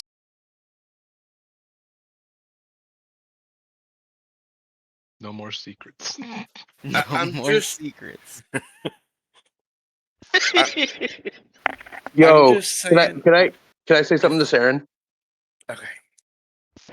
So while they're having this little powwow, Raziel approaches Saren, right? And like he puts his hand on his shoulder and sort of exudes his own wild talent. And there's Saren, do you have detect psionics? Because you've known that Raziel is also lightly psionic the whole game, I think. Yeah, I don't think he has this detect psionics power. Well, He's it's a been soul knife. communicated. Yeah, he's been communicated that you know that Raziel is lightly psionic himself. Yeah. And so Raziel's gonna like bear a heavy hand on your shoulder, and he's like, "That's a threat, and you are afraid, but they cannot actually take this from you. It's part of you, not the state. And no amount of I'm. training and manipulation will let them take your own decision. So if you submit to Ocanther, it's because you have chosen to submit to Ocanther." I You look may you not have straight in the experience. eyes. I look you straight in the eyes and like, yeah, he wants you to. Um. Okay. Yeah, like you've seen his psychic surgeons like do this before, and you all witnessed him take away several creatures' ability to breathe automatically. Yeah. Like he personally took away like 8 Githyanki's ability to breathe on their automatically, forcing them to actually concentrate on it. Like, He casted manual breathing. Yeah. yeah. uh, so there's enough evidence that there's enough evidence that you might have been able to see because he announced that that's what he did. Like he didn't Yeah. wait for any of you to notice it. He told everybody that's what he was doing. Yeah. Um. Yeah. I think Bazbeer is just like, whether here or there, I think that this is a good first step. And he kind of like looks at Anyways, Raziel. so this paper, I'm gonna have to do this today at some point or another. I have no idea what it says, but I gotta read it and we gotta find out what I need to do. It's kind of business, but as long as none of this conversation leaves this table, please guard your minds when you're outside of here because he'll be able to read it. You might have people that can read it too. Anyways, grab the paper. Ah, food was good, thank you. And gets up and Wait. We've more to discuss. And sorry. Sit back down, hold the letter. yeah, says, "I received some troubling news. You might notice an auspicious absence at the table this morning. Fashion Arter are running errands at the moment. And it seems that Arthur is being redeployed north. And Basbeer kind of looks around the table and kind of gauges what's the mood at the table. Like, How does everybody Bavaria greet is him with a- confused. Like, I thought he was in charge. How can he just leave? They need his particular set of talents in a different theater of war. When will he As- return? I'm unsure. Depends on many factors that are out of my control. And Basbeer says, I have been appointed as leader of this group, but I do not shoulder that responsibility lightly. And I believe that this group should be run less as a single leader and more as a group effort. I don't wish to usurp power, and I will only use my power when it. I will only use this power when it is in an official capacity. As far as I'm concerned, everyone here makes equal choices.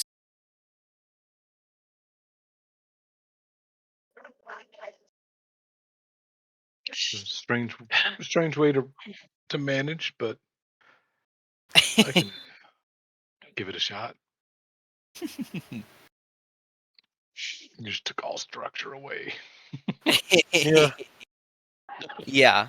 I think Basbeer is going to say. Our next goal is that we must go to Gister, search down for tomes. Says these tomes are, as have been described before, potentially incredibly dangerous in the wrong hands. We need to intercept the death cults, and we need to receive these tomes before they do. We need to find them.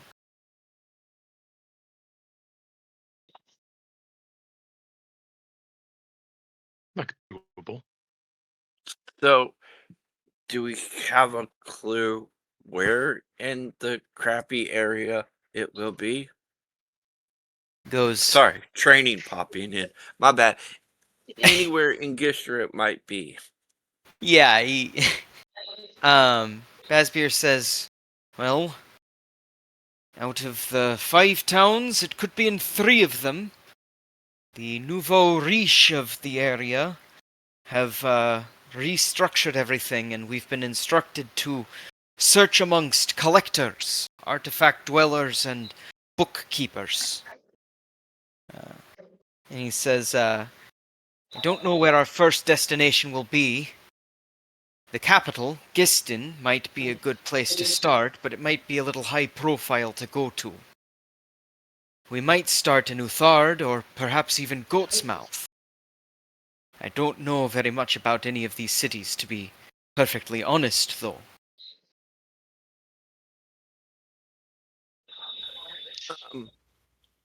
I have a memory of something that I was tasked to do as well. My dad, I have to go guarantee my dad finishes the current mission he's on, and that's in Gister somewhere.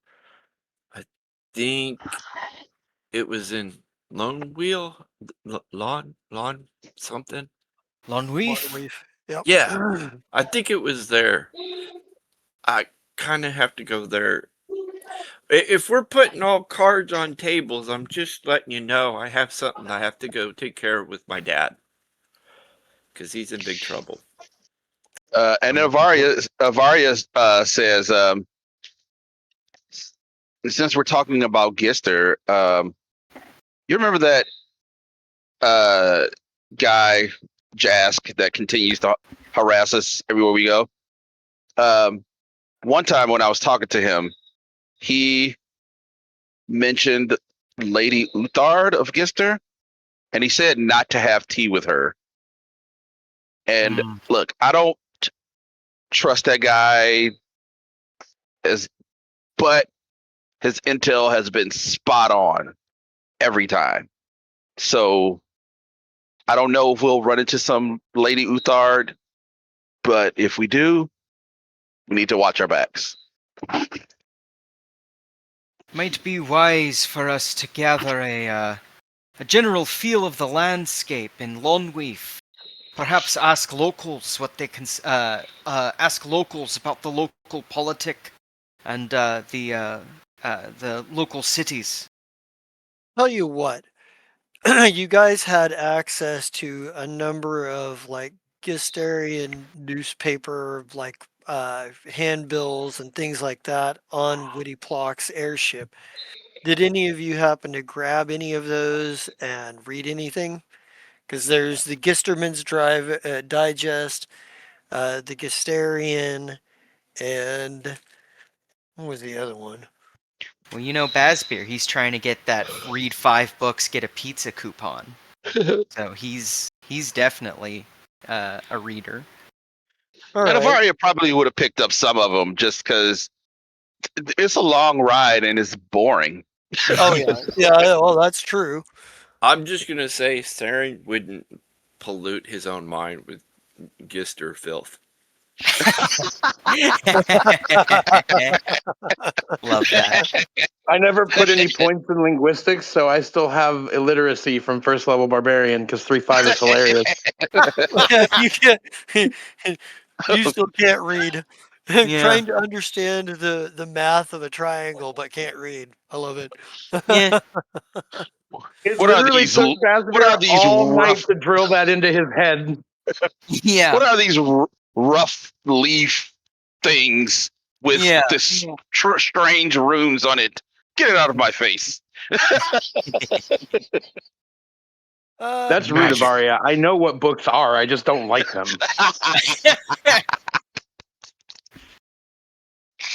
Yeah, there was like the Gisterman's Driver, the Gisterman's Digest, the Gadabout, and the Gistarian.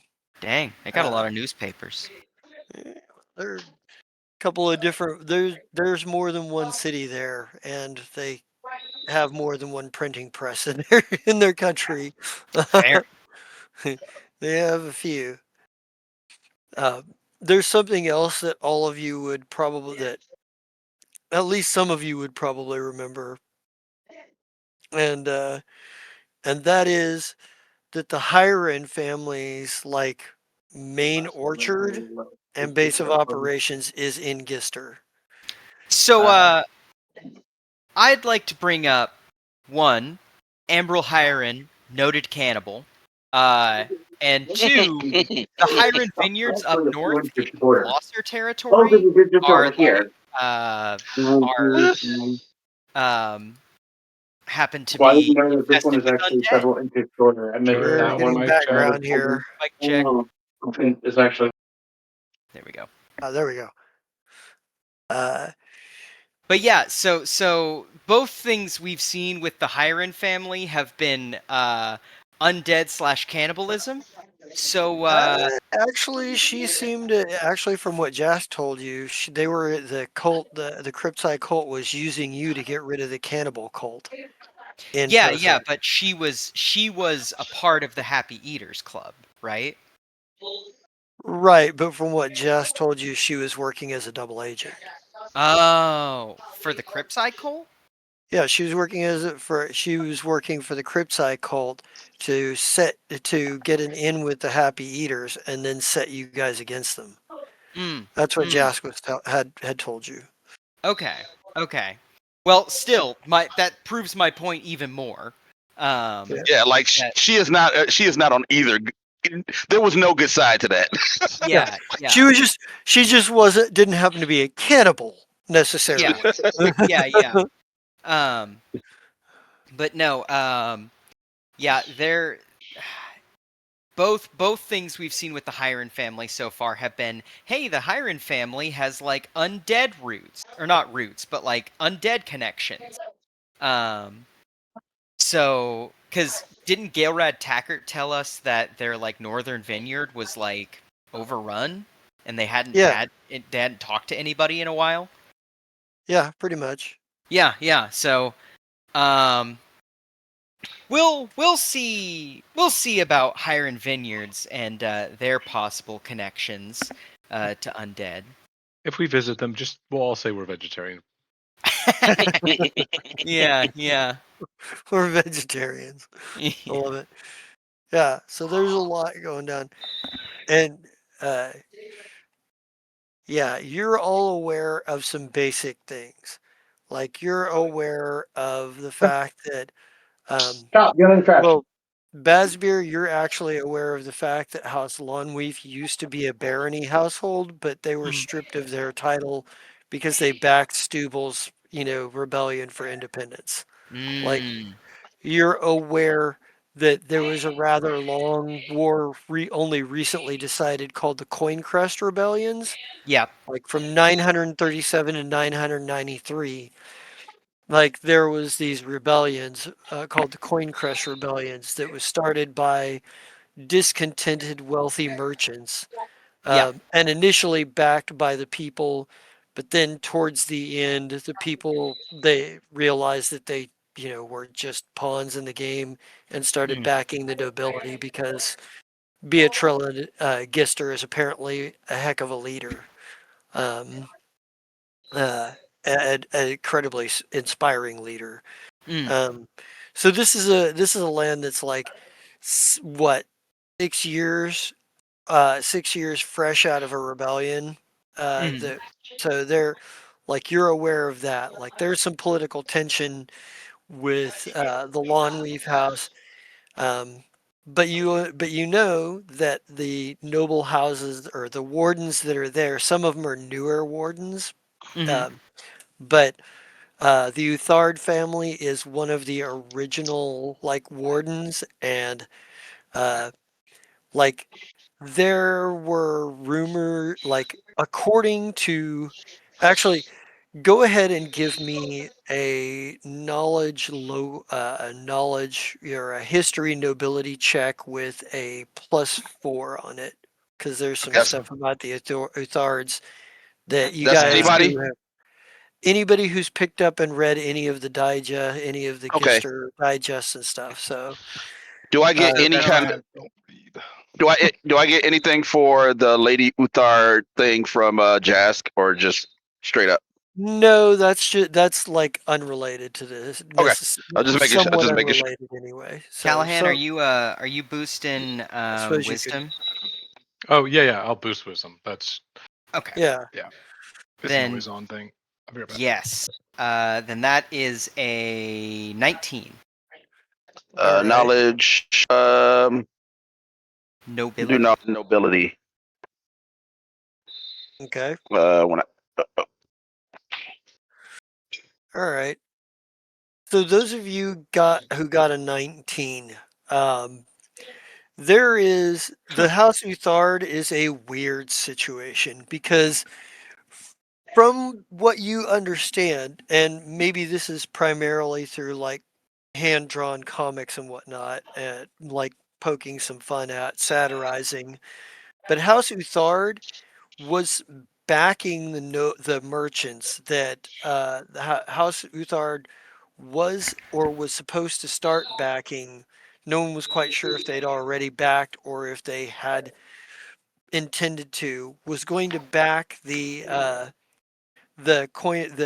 merchant class, the coin crest, rebels, except that this plan apparently or was found out or understood, and the current warden, Lady Peliphi Uthard, killed her parents to prevent it from happening.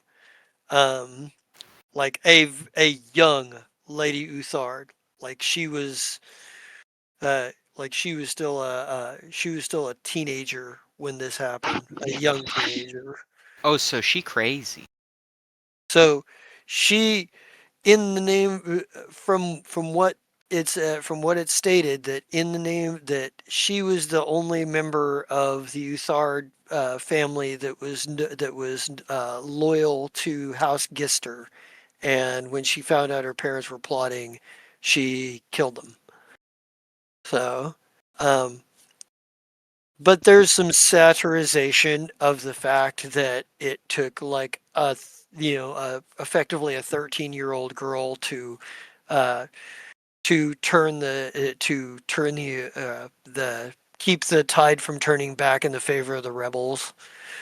Uh, you know, um, there's still some satirization of the Coin Crest rebels as being a greedy merchant class.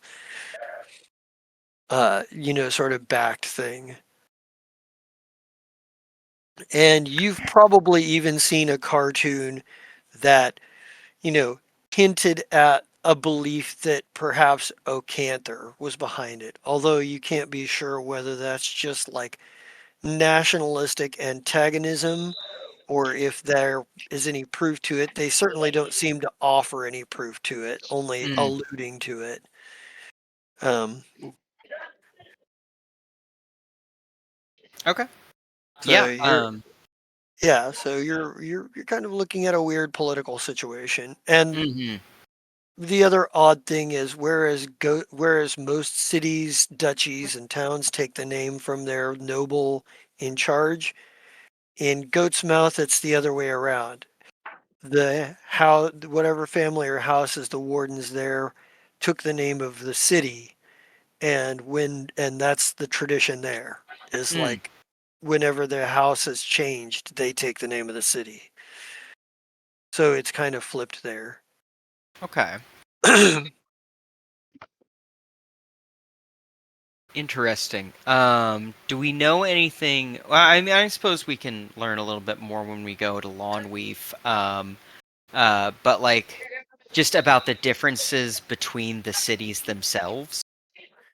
For the most part, like Lawnweave is a border city and has, part of the reason Lawnweave backed Stubble is because Lawnweave forces and Stubble forces were the ones that had to clash on the field of battle when the two nations were at war more Mm, than any other. So hmm that sort of mutual respect caused House Lawnweave to back Stubble when they decided to try to win their independence. Um, the thing you know about lawnweave is that they seem to have some pretty good ranger corps there, and that many people there still think of their noble house as a barony rather than a warden, despite the official political designation. mm, Like there's still fines and stuff for referring to them as a barony because mm. that's not their official political title. But the citizens there are very loyal to their the wardens there. Okay. And strangely, Lawnweave seems to be very loyal to House Gister despite the political price they paid. Sure. Um. Yeah. I think that Basbeer, because we're all still like met at the table. I think Yeah. Basbeer will kind of adjourn the meeting at this point, just being like, all right, like we've got like, you know, there, spend one day here doing whatever it is you need to do, and then tomorrow we allay for Lonweef. Yeah. I immediately get up and leave. All right. Someone track him. Someone track him. Uh, you just go back to your room, or what do you do? I just step out of the room that we're in and go on the other side of the door and open the letter. So the letter is that basically Ocanther's agents have uncovered a plot to start a war between Stubble, Lawnweef, or Stubble, Gister, and Ocanther. They intend some sort of very large, very visible operation that Freedom True is that this Freedom True is trying to start this operation, and that they intend some very large visible operation that they intend to bring Stubble and Gister into conflict with Ocanther. Um, the intelligence reports here that they found out is that um, they don't really know where Freedom True is getting like their finances right now, but they do know that they've had secret meetings, and that they suspect that the leader of the Freedom True resistance cell, in Stubble, is actually Huban Dalo.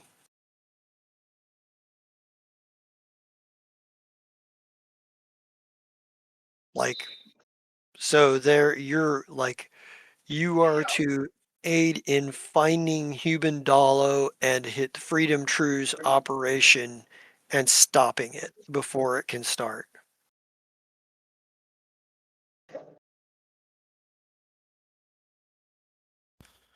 Okay, Saren looks at that, reads it, and is like, "Oh, wow, they might actually help. Interesting." Is that Yeah. all? Okay. Yeah. All right, I'll wait outside for everybody else to show up. All right.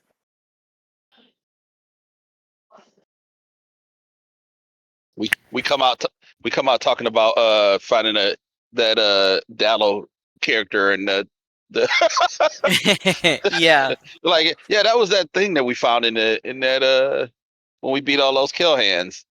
Yeah. Do we even want to look into that? Like Yeah. completely Yeah.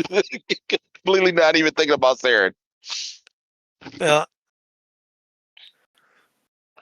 Um but seriously, if we are taking a day, Avaria wants to go shopping. All right. She wants to see if she can find some potions of inflict wounds. Smart. That is going to take some doing. And I'm just going to say you're probably going to want to find someone who can get black market contact stuff for that. Hey, girl's got to do what she's got to do. Yeah, you're basically like, hey, I would like to buy poison. Who do you know that rolls in shady circles who might be able to get a hold of these kinds of things? God dang it! So I'm like, I'm, I'm like, I'm like, just gonna go stand in a random place, just wait for Jas to show up. Well, he told you he wouldn't see you guys until you got back to the north. Uh, Who else do you know that runs in shady circles? besides Saren, who else do I know? Who else do I know? Well, I think you kind of hit the nail on the head there. Uh, wait up, Saren. If anybody's got any connections in this town, personally, Wait up, Saren. unless I you need to want go with you. to, unless you want to go ask the Baron himself and be like, "Hey, where's the black market that you would probably like to get rid of?" You wouldn't happen to Right, know where it is. right. Hey, Saren, wait up. I need to go with you. Go. I'm right outside the door. You walked past me. I'm confused. Hey, I need to buy some stuff that isn't necessarily normal for people to buy, and so it probably wouldn't be in a regular shop. Do you know any places that would sell, off book items that, I'm not trying to be shady, but the only way I can get it is to be shady. So, Well, Saren, you could source something like that for her, but for security reasons you can't take her with you to do it. So you want an item that is a questionable item. Mhm. Okay. We're going to have to be out more detailed here. What are we looking for? And you can't come once I go get there. Just saying. Okay. Is it okay for you to carry money if it's for somebody else? Sure. I think that's a loophole. I think that's a think it loophole is. that you can buy something for somebody else using their money. You can't Yeah. possess Okay. wealth, but if you're So you can using it for somebody else. so you can carry the magic items back for me, as long as it's for me and it's Yeah. not for your uses. Okay. It's not in my the way the vow works is I can't claim magic items as my own. Okay. But Fair enough. I All can't right. carry them for a long period of time. Right. Okay. Over Cool. days. Cool. So what she says is like, you remember when I got hit by lightning and nobody could revive me and I almost died? Yeah. Do you Well, remember that? how come the regular see, I don't understand how the healy things I summon a blade. Wait. That's It's kinda healy. complicated, but regular healing will hurt me. So I need to find some potions that would normally hurt people, but they would heal me.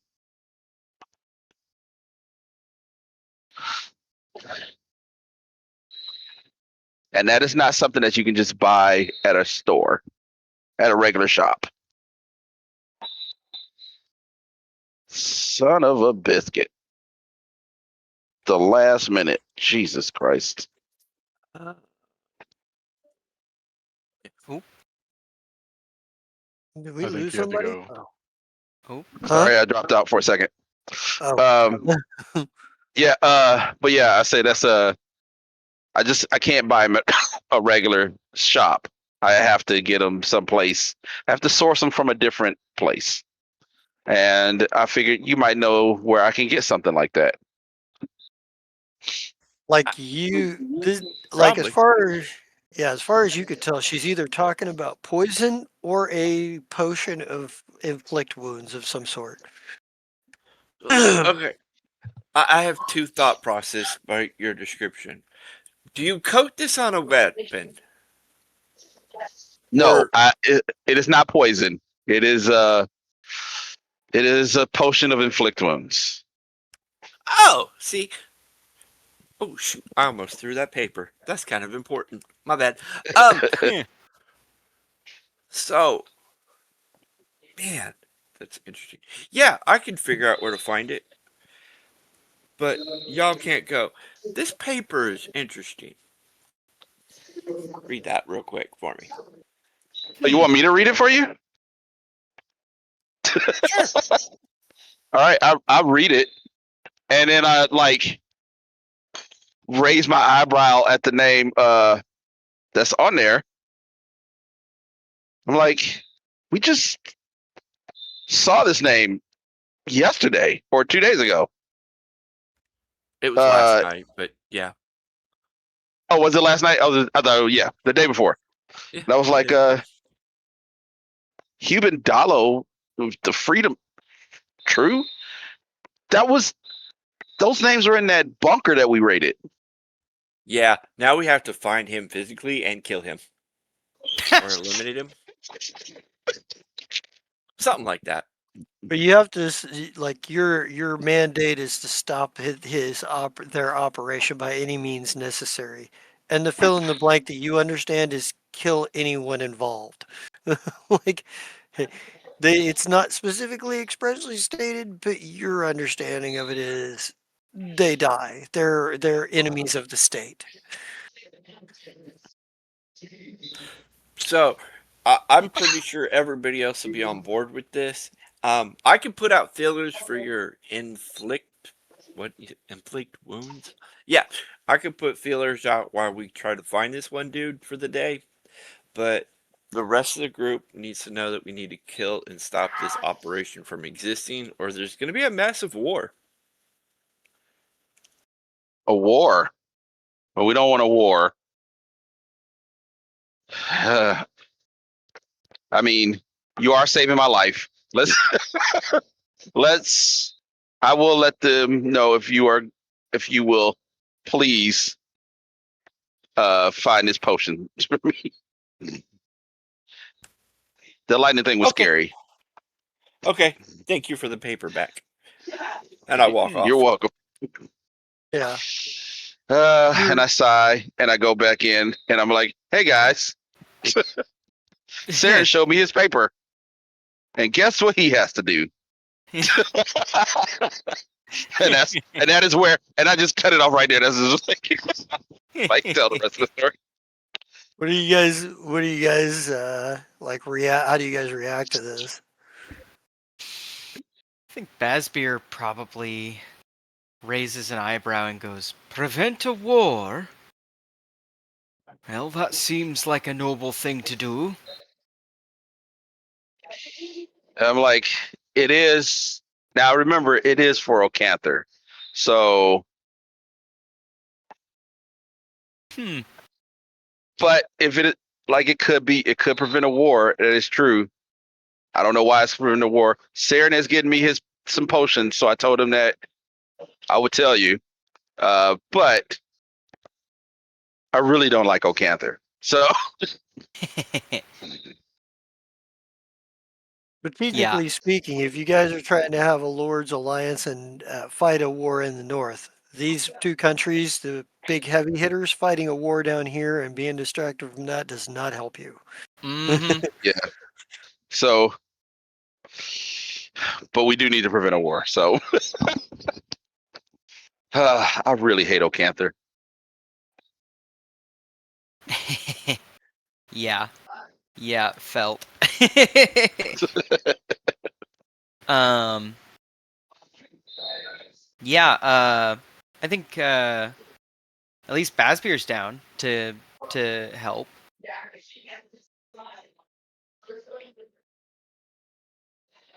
We just gotta wait for Saren to get back and All right. like, and she tells you what he went to go get. She doesn't she knows that you know that you can't heal her, so she'll tell you Yeah. like he went to get some potions of inflict wound for me, so that the thing that happened in Ocanther won't happen again. Hmm. All right. Theron, you're going to, at this point, give me an affiliation roll. And for now, we're going to give you a plus, because you're effectively a part of an affiliation. And I'm going to give you a +5 to the roll to see if that can be sourced here through your contacts. And if so, how much it's going to cost. So we're just gonna do D20 plus 5? Yep. Okay.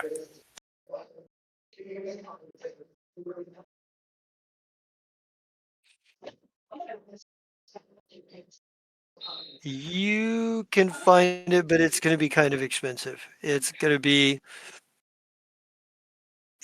be at the massive markup it would be in Ocanther, due to laws there being different from the laws here. But it is going to be about 25% more than book cost.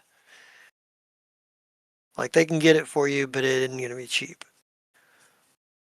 So is Avaria's thing does she count as undead or is it just positive and negative or flipped? She's grave touched or whatever, so she Tombborn, can't right? Tombborn. Yeah, so Yeah. she's Tombborn, so she can't. She heals with negative energy and is hurt by positive energy.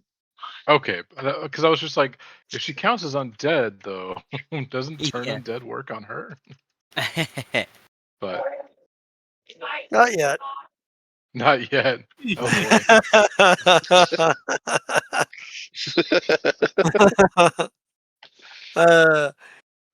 No, So I returned back after probably I say like 2 hours of trying to find that information, and I'm like, oh, hi, how we doing? Hello. Well, I told them what you told me of what was written on the paper. Okay. So we have to go kill him, stop his organization, and stuff, or start the full war. Anyway, so back to the potion thing. I can find some, but it's gonna cost a lot more than normal. How much more? What are we talking? Like 4 times more than normal. 25% is not 4 times. It's just, I was like, hold on. Yeah. I was like, One and a whoa. quarter. 25% more is only 25% of what the actual cost is tacked on to the top of the actual cost. Yeah.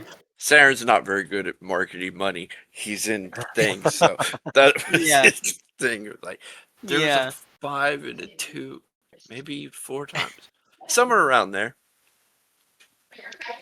Well, they would have given you an exact price. Like, how much is a potion of cure light wounds or a potion of cure moderate?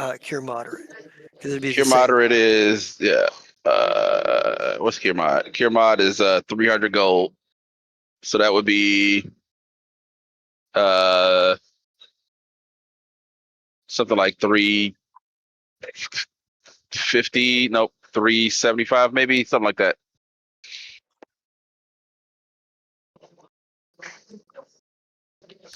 $375 yeah. Saren would be like, well, probably costs about 4. No, wait. I didn't write it down. 375. Yeah, 375. 6, 7.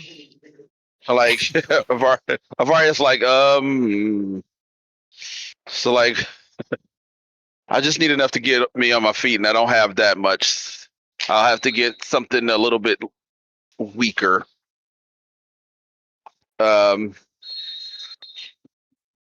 and so she'll settle for like a cure, like a light, maybe 2 lights, which would be around. Uh, I misunderstood that and I was so confused. I thought you were saying likes. Hmm. Like my video and subscribe. So that would be 468.75 per potion for. Oh wait, that's for moderates, right? yeah. For moderate is 375. So for a light is like it's 50 gold for cure light, regular cure light, and so that would be about 65 ish, 62 64, and a half. 65 gold. Yeah, and also keep in consideration, I can cast inflict. So You just have to memorize it. You yeah, just I get just have to spontaneous. prepare it. Yeah, and I have incorporated more inflict into my repertoire since last combat. So yeah, no, I'm but she still wants to have it just in case. Yeah. Because what if you go down too? Yeah, good point. Good point. So I can go get those two if you guys can discuss amongst yourself here on how we're going to find that dude and stop his little trade negotiation thing real quick. Okay, be right back. And he All right, runs she out. gives you the money, by the way, just so I think it Oh, is. right.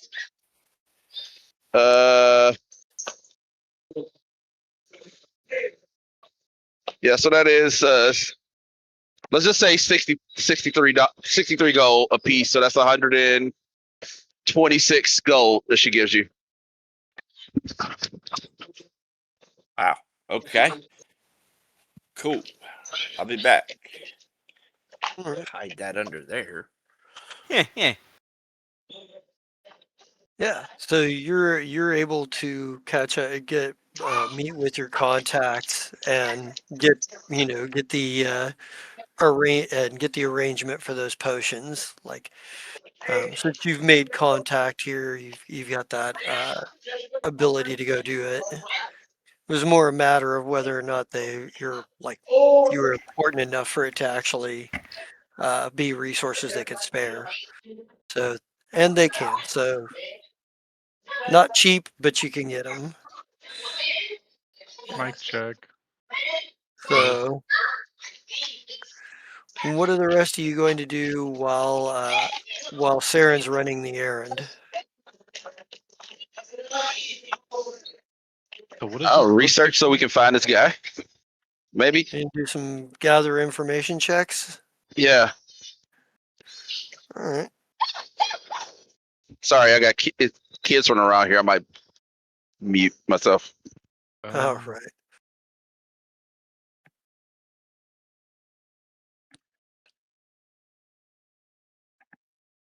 So if anybody wants to make some gather information rolls to go looking around, they can. I'm not great at that, but I'll try it. All right. Yeah, we'll see what we can get. Doesn't hurt. Not spells. Oh, well. Damn, somehow Callahan's the one that maybe it's because you're a soldier and they they react Yeah. better to 'Cause, that. like, I'm not trained in it, but it is charisma, which is my best stat. Yeah, So it's it's like, oh, you're like I think probably it's not necessarily a knight that tells you, but one of that talks about it. But maybe one of their squires, like maybe you're talking to one of the knights, and the squire overhears and and kind of and waits for a turn to speak, and it's like, you know. There was this guy from one of the villages named Hubin. He was I'm not sure where he was staying, but he said something about keeping an eye on the barracks over the next few nights. He said there would be some sort of very he smiled when he said it. He said, um, and the kid's able to give you like something of a description. Like it was like he had brown hair. He was uh, he was from he. I feel like he was from out of town, perhaps one of the southern villages. He said he's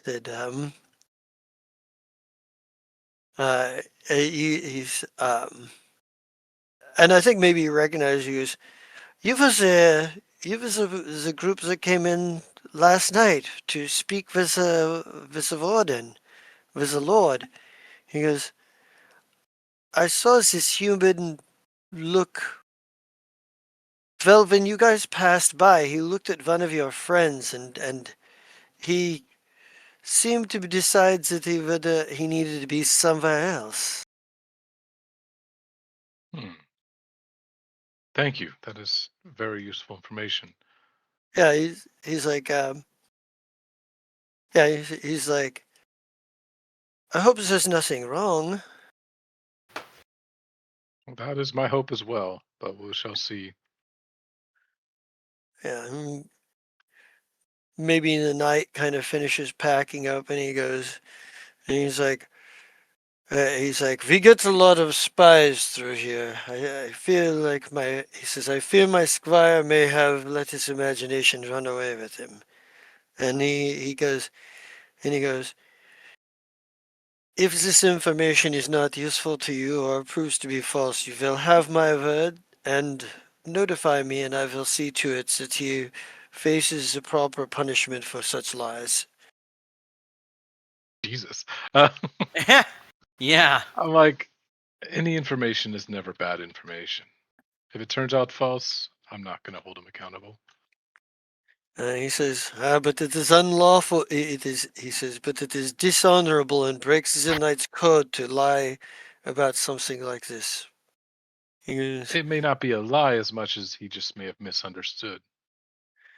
and I think maybe he's like, you're a very understanding individual. And he kind of nods and he says, I hope you find whatever it is you're looking for.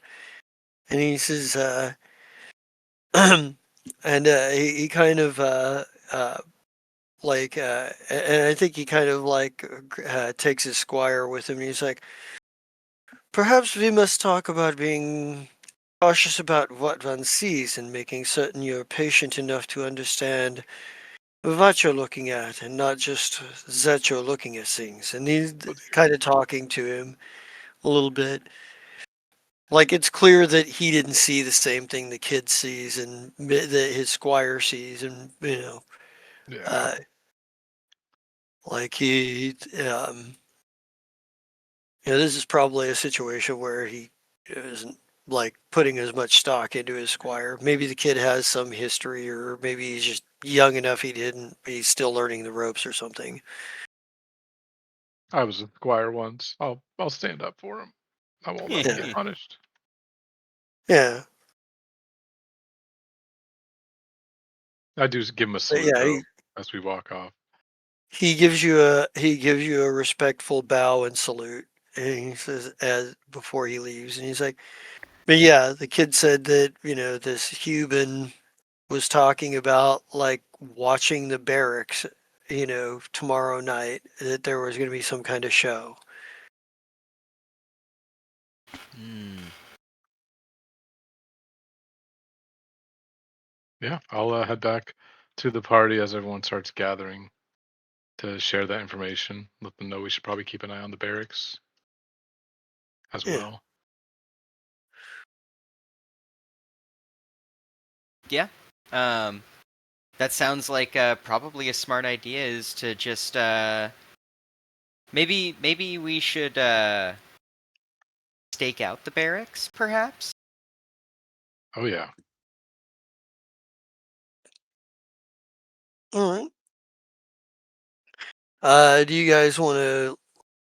Do you guys want to like give me some checks to see if you can not make it obvious? Sure. I'm real bad at those kind of checks, though.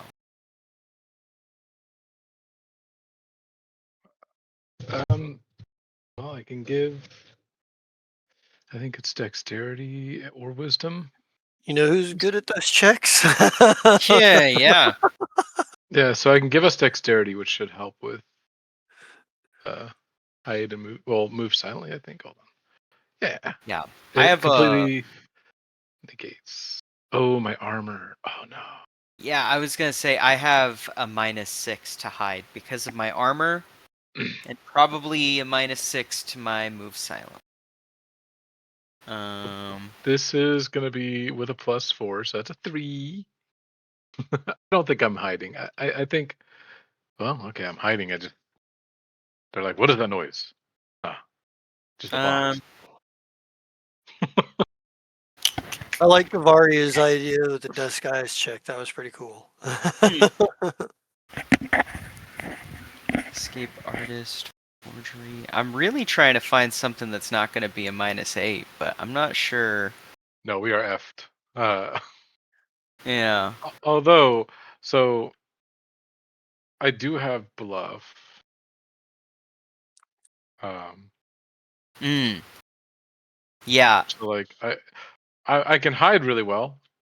Like I said, they're like, what was that noise? Ah, it's just a box. Because I got a nat 20 on my Yeah. hide check. Oh, you can't. Yeah, you can't see my. Yeah, I got a nat 20 on hide, but then -1 +4, so 3 on my moves silently. Um, You are not quiet. I'm I'm gonna try and. Hmm. Yeah, I guess I'm gonna try and bluff and just pretend I'm supposed to be there. Oof. Dang, you have a +10 to bluff? That's pretty good. Nice, doing Who better than I knew? did. The soldier is a better liar. Yeah. Oh no, the Ivaria has a +10 to bluff. A Oh, 13. yeah. Yeah. So, so what this looks like is Callahan and Basbeer, you guys are just obvious. Like you're obvious. However, Saren is able to be sneaky, and Avaria's disguise check is good enough that she comes off as just another normal citizen. Um, so for Saren and Avaria, I need some spot checks. You mean Callahan, right? No, Avaria, Oh no, your disguise check was good enough that you look like you are supposed to be there. no, I meant like you said Saren. I thought you meant Oh, Callahan. nope. Saren was sneaky enough that they can't Okay, actually see that he's like gotcha, watching the gotcha. place because he went the Oh, sneaky route. it's not working for me anymore. I've been rolling really good, and now I'm like rolling like trash. So Oh, well, on the plus side, nobody realizes that they're supposed to be that they have to watch out for you keeping an eye on them. But on the negative side, they didn't really have to pay that much attention. It's, Do you guys all see uh, that over there?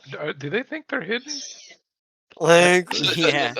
Just leave it. They're guests of the Duke right now. Just let them do whatever. yeah.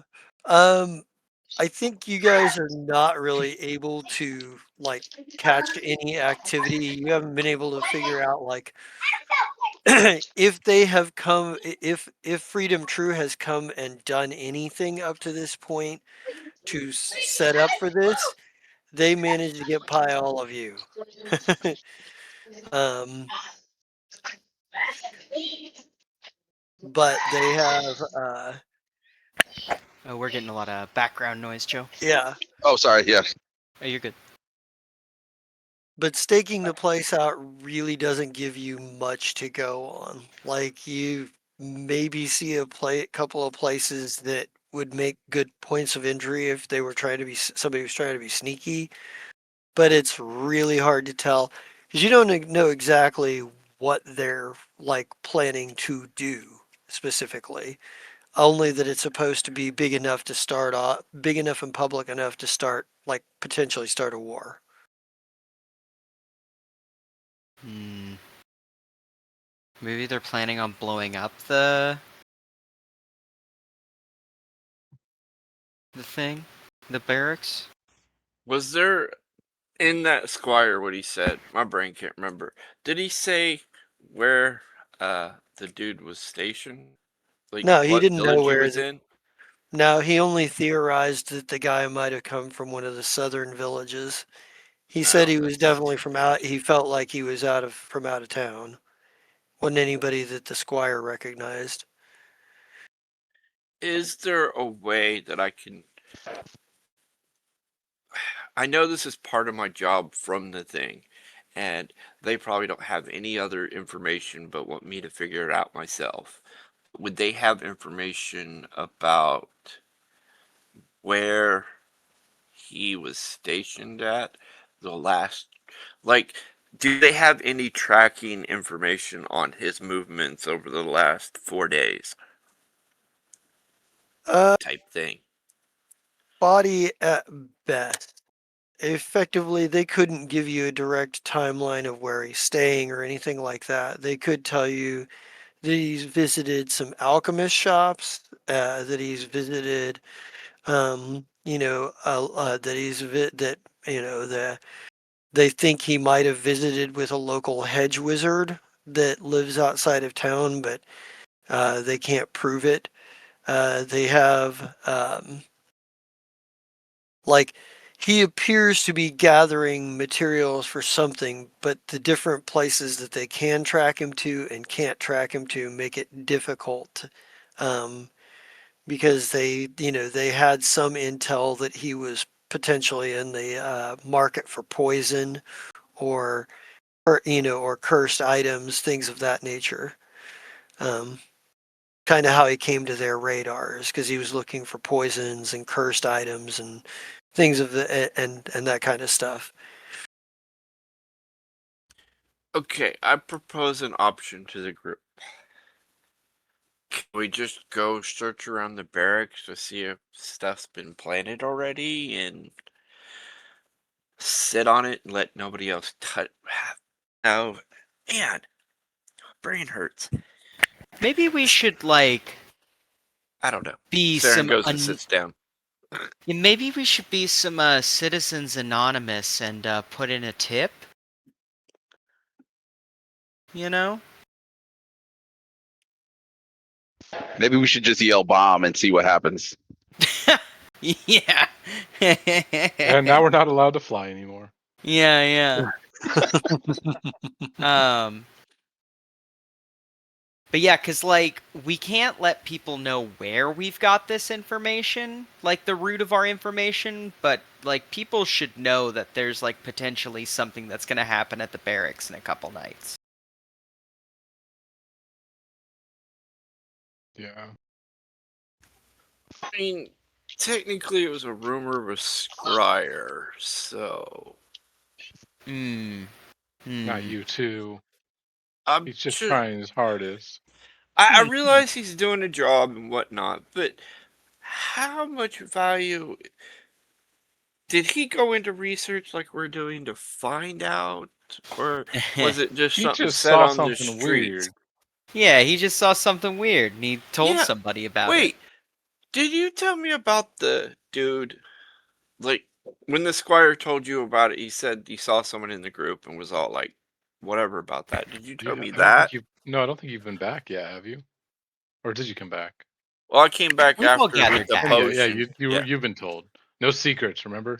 it. Um,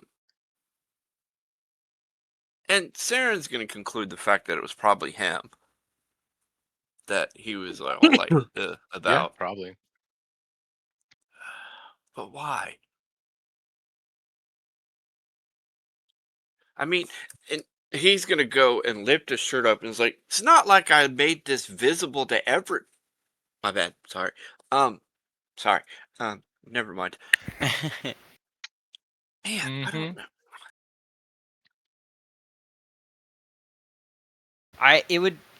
I think just being near I do think we should tell somebody. Yeah.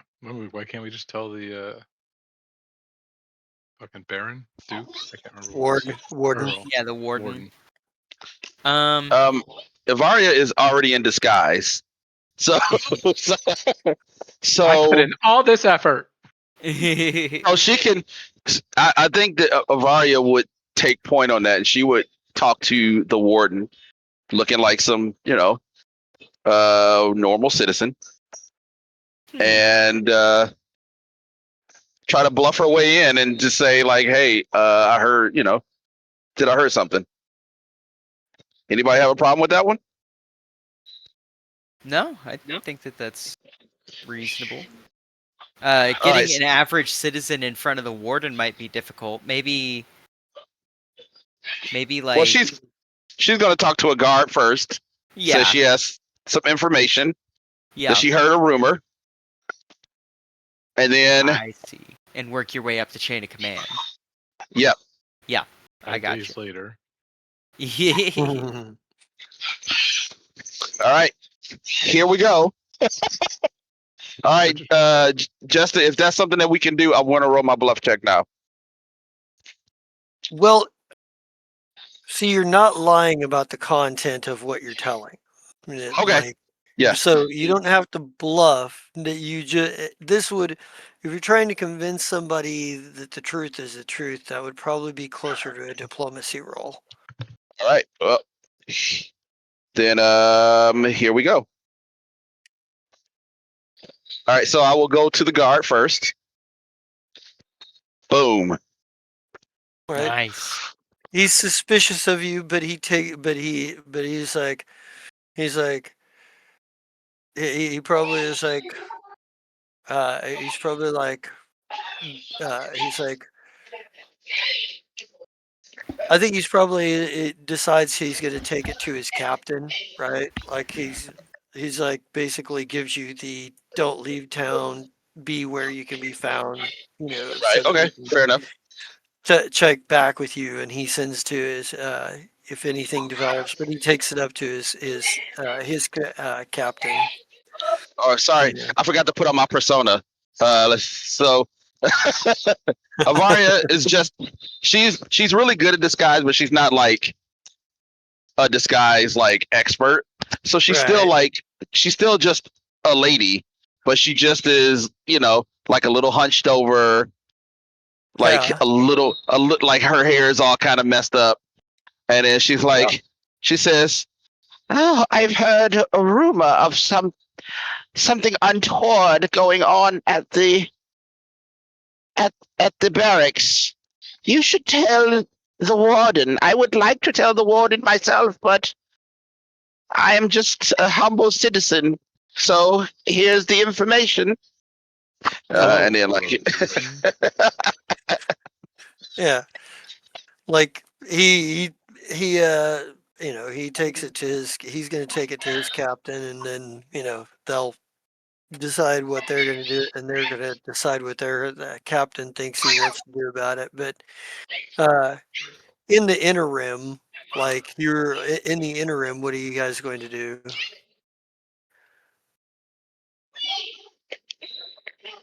Um, I mean, I think that like, Let's go visit the wizard. yeah, I mean, I don't know why What we do you didn't also just want? try to see if we could just take a tour of the barracks, yeah, but we've yeah. already committed. I mean, we could also like take a tour of the barracks if we wanted to. And be like looking around for anything that stands out. Yeah, yeah. I'll make a diplomacy check. I think Basbier will approach one of the guards and say, "Good man, um, it feels," or probably you'll say, "I would be very interested in seeing the inside of these barracks. Just to," and he'll like kind of hold up his book and be like, "I'm doing a cultural study." And I can make a bluff check or a diplomacy check. I mean, It would be a diplomacy check, but the DC, I'll tell you right now, the DC would be lower for Callahan.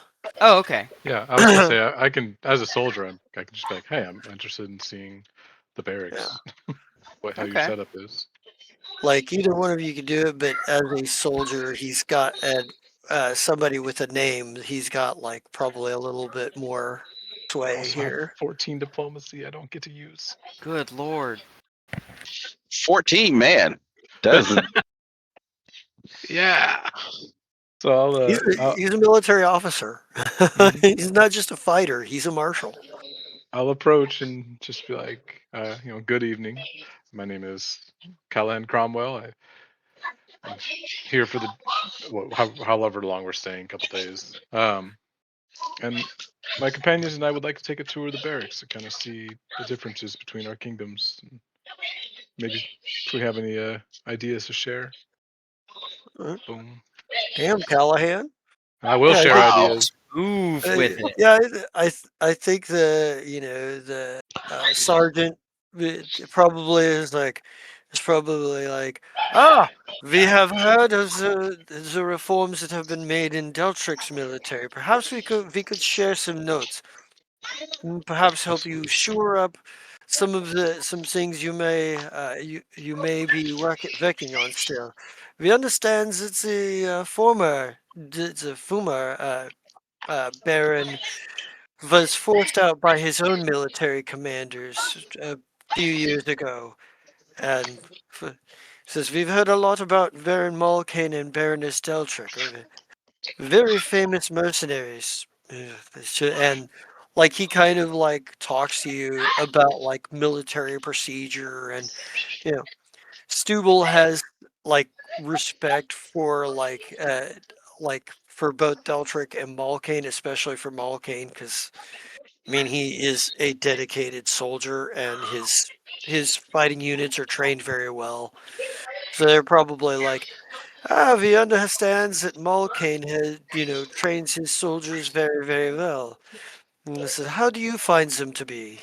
Kind of thing. Um, Yeah. And he'll be like, for me, it was a enlightening experience. He teaches us a lot of discipline, and that the part you mentioned about our history is a very shameful part, but also a part we take pride in. Yeah, yeah, because the former Baron of the former Baron of Deltric, the former noble house that when it was under their name was kind of was really corrupt, and most people realized he was becoming more of a puppet for Ocanther. So the military leaders forced him out, forced him to sell. Um, and that was kind of a big deal. Like you would be aware that Malkane himself was sort of had a hand in that because he bought his barony like a couple of years before Baroness Deltric came in, and like he helped your military commanders facilitate um, the sort of like pressure to sell the barony to to Ivorine Deltric. Um, so yeah, you're like um, yeah. So Malkane, like Deltric, owes a little something to Malkane in the sense that he helped your people get rid of a guy that was basically an Ocanther puppet and super corrupt. Uh, um, But yeah, so he'll talk to you about like various military tactics and strategies and things. Like it's clear he doesn't have the same officers training that you do. He's trained like a knight. Like he doesn't bother to take his armor off. He carries his helmet under his arm as he's walking and showing you guys, sort of giving you the tour and what have you. I So mean, to be fair, my armor's on too, but I have a little yeah, latch on my side for my helmet. Get yeah, good scrub. yeah, but yeah, like he gives you guys kind of a tour of the barracks and whatnot. Like like And you're getting the impression that the knights hold more like higher ranking titles than like common soldiers do.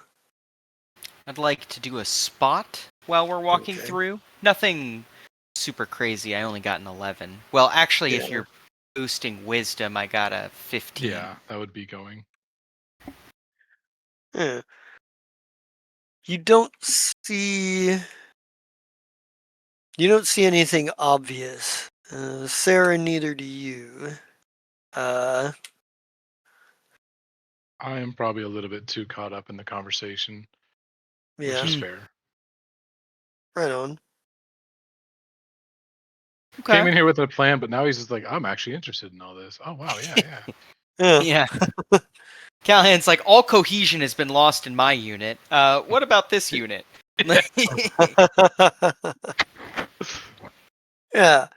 Yeah. So I mean, you have a fairly nice chat with the sergeant, and he's, you know, he shows you around, and for being like a baronet and having far less money than any of their political like neighbors and superiors, they keep their barracks well maintained. There's clearly a strong sense of discipline.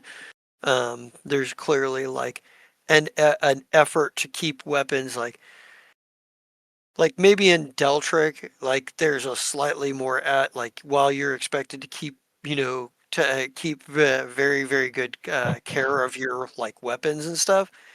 Like in Stubble, it's almost religious in how they take care of their weapons and armor. Like this is a nation that can't afford to just replace every sword that breaks or, repair or Yeah. build new sets of armor every time. So they take very good care of their stuff. And it's very obvious to you that you're like, man, they may not have much, but wow. Wow, because you probably come across more than a few soldiers who are maintaining their weapons or armors on their off hours. Um, a Oh yeah, few he soldiers and approves. knights, the knights especially. The knights, like, unless they're the ones that you've seen like riding in from out in the countryside, their armor is kept like shiny, shiny, shiny.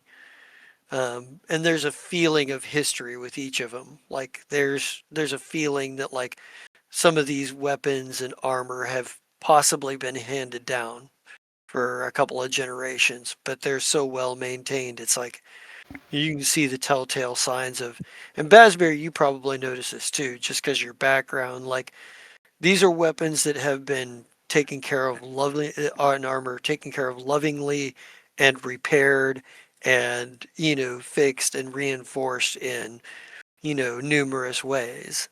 Like you can tell, like you maybe see a sword where you can tell by the way the blade has been sharpened that there was a chip in that sword at one point that they buffed out and sharpened out to where there's not much left and the common eye wouldn't notice it, but like a trained skilled eye might. Yeah. Somebody who's really familiar with weapons by either making them or using them. Mm-hmm. um and as a dwarf you just like, oh yeah. Yeah. High quality craftsmanship. They're shit's built to last Mm-hmm. effectively and maintained to do it even longer. Mm. Nothing super fancy, but there is nothing super fancy, but it's all well made and carries the weight of history, behind it. Callahan, that's what's more important, I think, to most soldiers, unless they're stuck up their own ass. Mm-hmm. He appreciates it. He probably even points it out that he's impressed by the level of care they put into everything. Yeah. It's like I'm really impressed by the level of care that all of you, from knight to soldier, are putting into your armor and weapons. It is good to see. Looking back at probably like Raziel. How do I forgot how to say his name.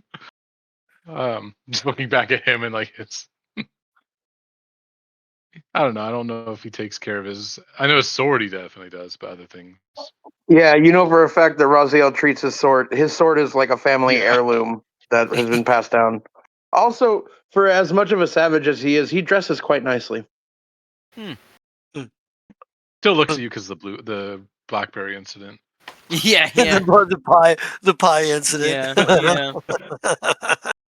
When he sees Callahan looking at him, he flashes Callahan an insane smile, like he knows exactly what Callahan is thinking about. There's still a hint of blueberry in the. In fact, the only person you've met who like savaged a pie anywhere near like him was the sir that was that Elise, that Gym Elf Elise up in Malkane that worked for Pirmira. Which never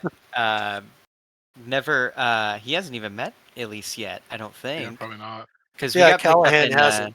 yeah, You're right, yeah. Callahan hasn't. But Yeah. Basbier would probably remember.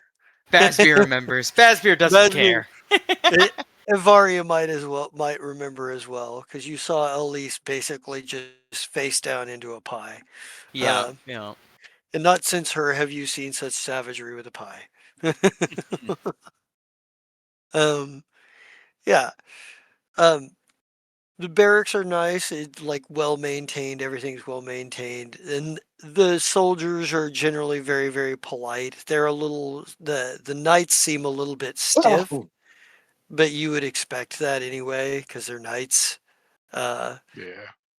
But like you can tell by the way that even the common soldier carries himself that honor is a huge deal for these people. Like you, while you're fairly certain that they're capable of lies and deception, you also figure the people that are capable of lies and deception are probably not as popular here as they might be in other lands. Yeah, surrounded by knights, all upheld to a code. Yeah, I get it. You know, Saren, maybe some of their like loyalty and discipline and duty probably strikes you as well, although differently because you're used to using some more subtle means sometimes. But yeah, there's a pretty good. So you guys are kind of like inspecting around, and you've managed to kind of take a look at what's going on, and um, get a chance to like look at and whatnot. But it is almost 5 o'clock, so I think we're Okay. gonna call it here with you guys having a nice tour of the barracks, and uh, this time, one of those few times we get to end with a moment where you guys have a little bit of pleasant peacefulness between big things going off and major shocking revelations, because we normally end on something like a major shocking revelation. This time it's a kind of nice, easy coast out. We all know you're here to try to stop an attack, a false flag attack of some kind. But you're also like enjoying some fairly decent hospitality. Yeah. Yeah. So, Nice being in a barony that's not trying to spy on us or kill us. Yeah. No joke. but I guess with that said, why don't you guys send me your Player's Choice Awards and we'll start sign offs for whoever wants to start. All right, Bazbear, you've taught me triangles, but now you have to teach me how you can find the area of a circle just by measuring the line in the middle. None of this makes any goddamn sense. I hate northern math.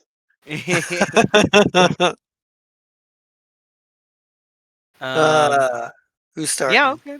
I guess I'll start. Hello, everybody. My name is Mira, also known as Mira Shades GM, and today you caught me playing Bazbeer Foreteller, the pale dwarf who is now foisted with leadership that he is foisting onto everybody else instead of himself.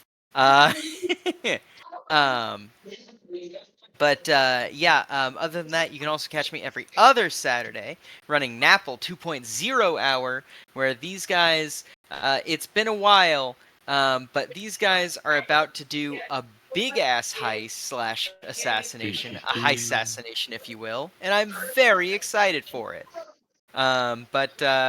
Other than that, you can catch me around on the channel every once in a while, just depending on the time that things are running, and that is going to be me. All right, I'll go. This is Joe. You caught me playing Ivaria Kraz. She having dreams again, but she also got to have a heart to heart with Saren, which was nice. Saren doesn't have enough heart to hearts, I think. And that's it for me.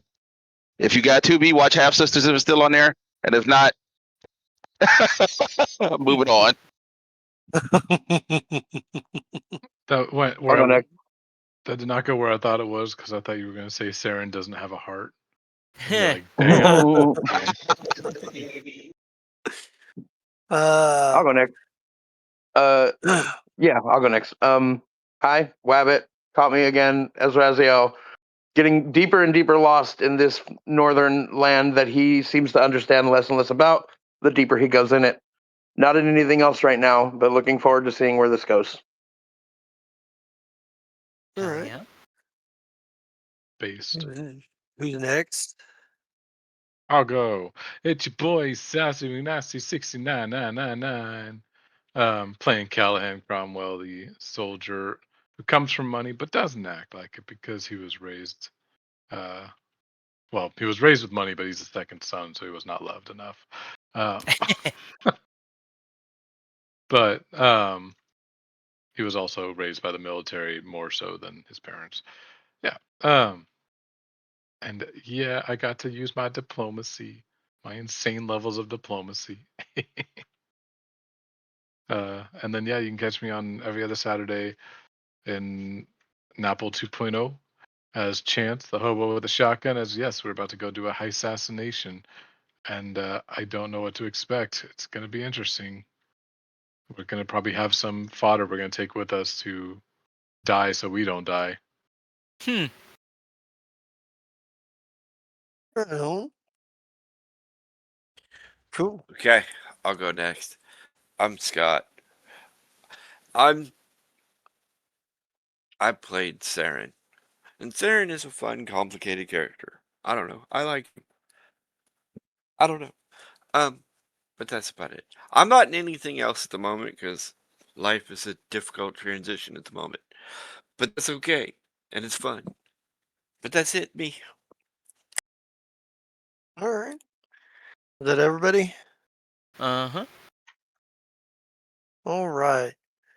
So that brings it back to me. Our Player's Choice Award winner tonight, by a slim margin, is Saren. So Saren, mark down that you have a reroll you can use. Also, that by way of my own outro, I am the Just a King Zarat. Ugh, I can't talk today. Maybe it's because I've been doing all the talking up to this point. I've been doing all talkings all day. I am the Just a King Zarat. You can catch me here every other Saturday, with the occasions of when we miss due to real world circumstances. I enjoy running this game. I'm having a great time, and I've got so much stuff packing up for season 2. So, one episode left in the season. Join us to see how the season ends, and then join us again afterwards for the season retrospective. And I know it feels like a long wait to season 2, but trust me, it's going to be a lot of fun. With that said, I guess R.I.P. Secrets. Get out here, R.I.P. Secrets. All right. So long, secrets. There will never be. Will there will never be any more like you. Yeah.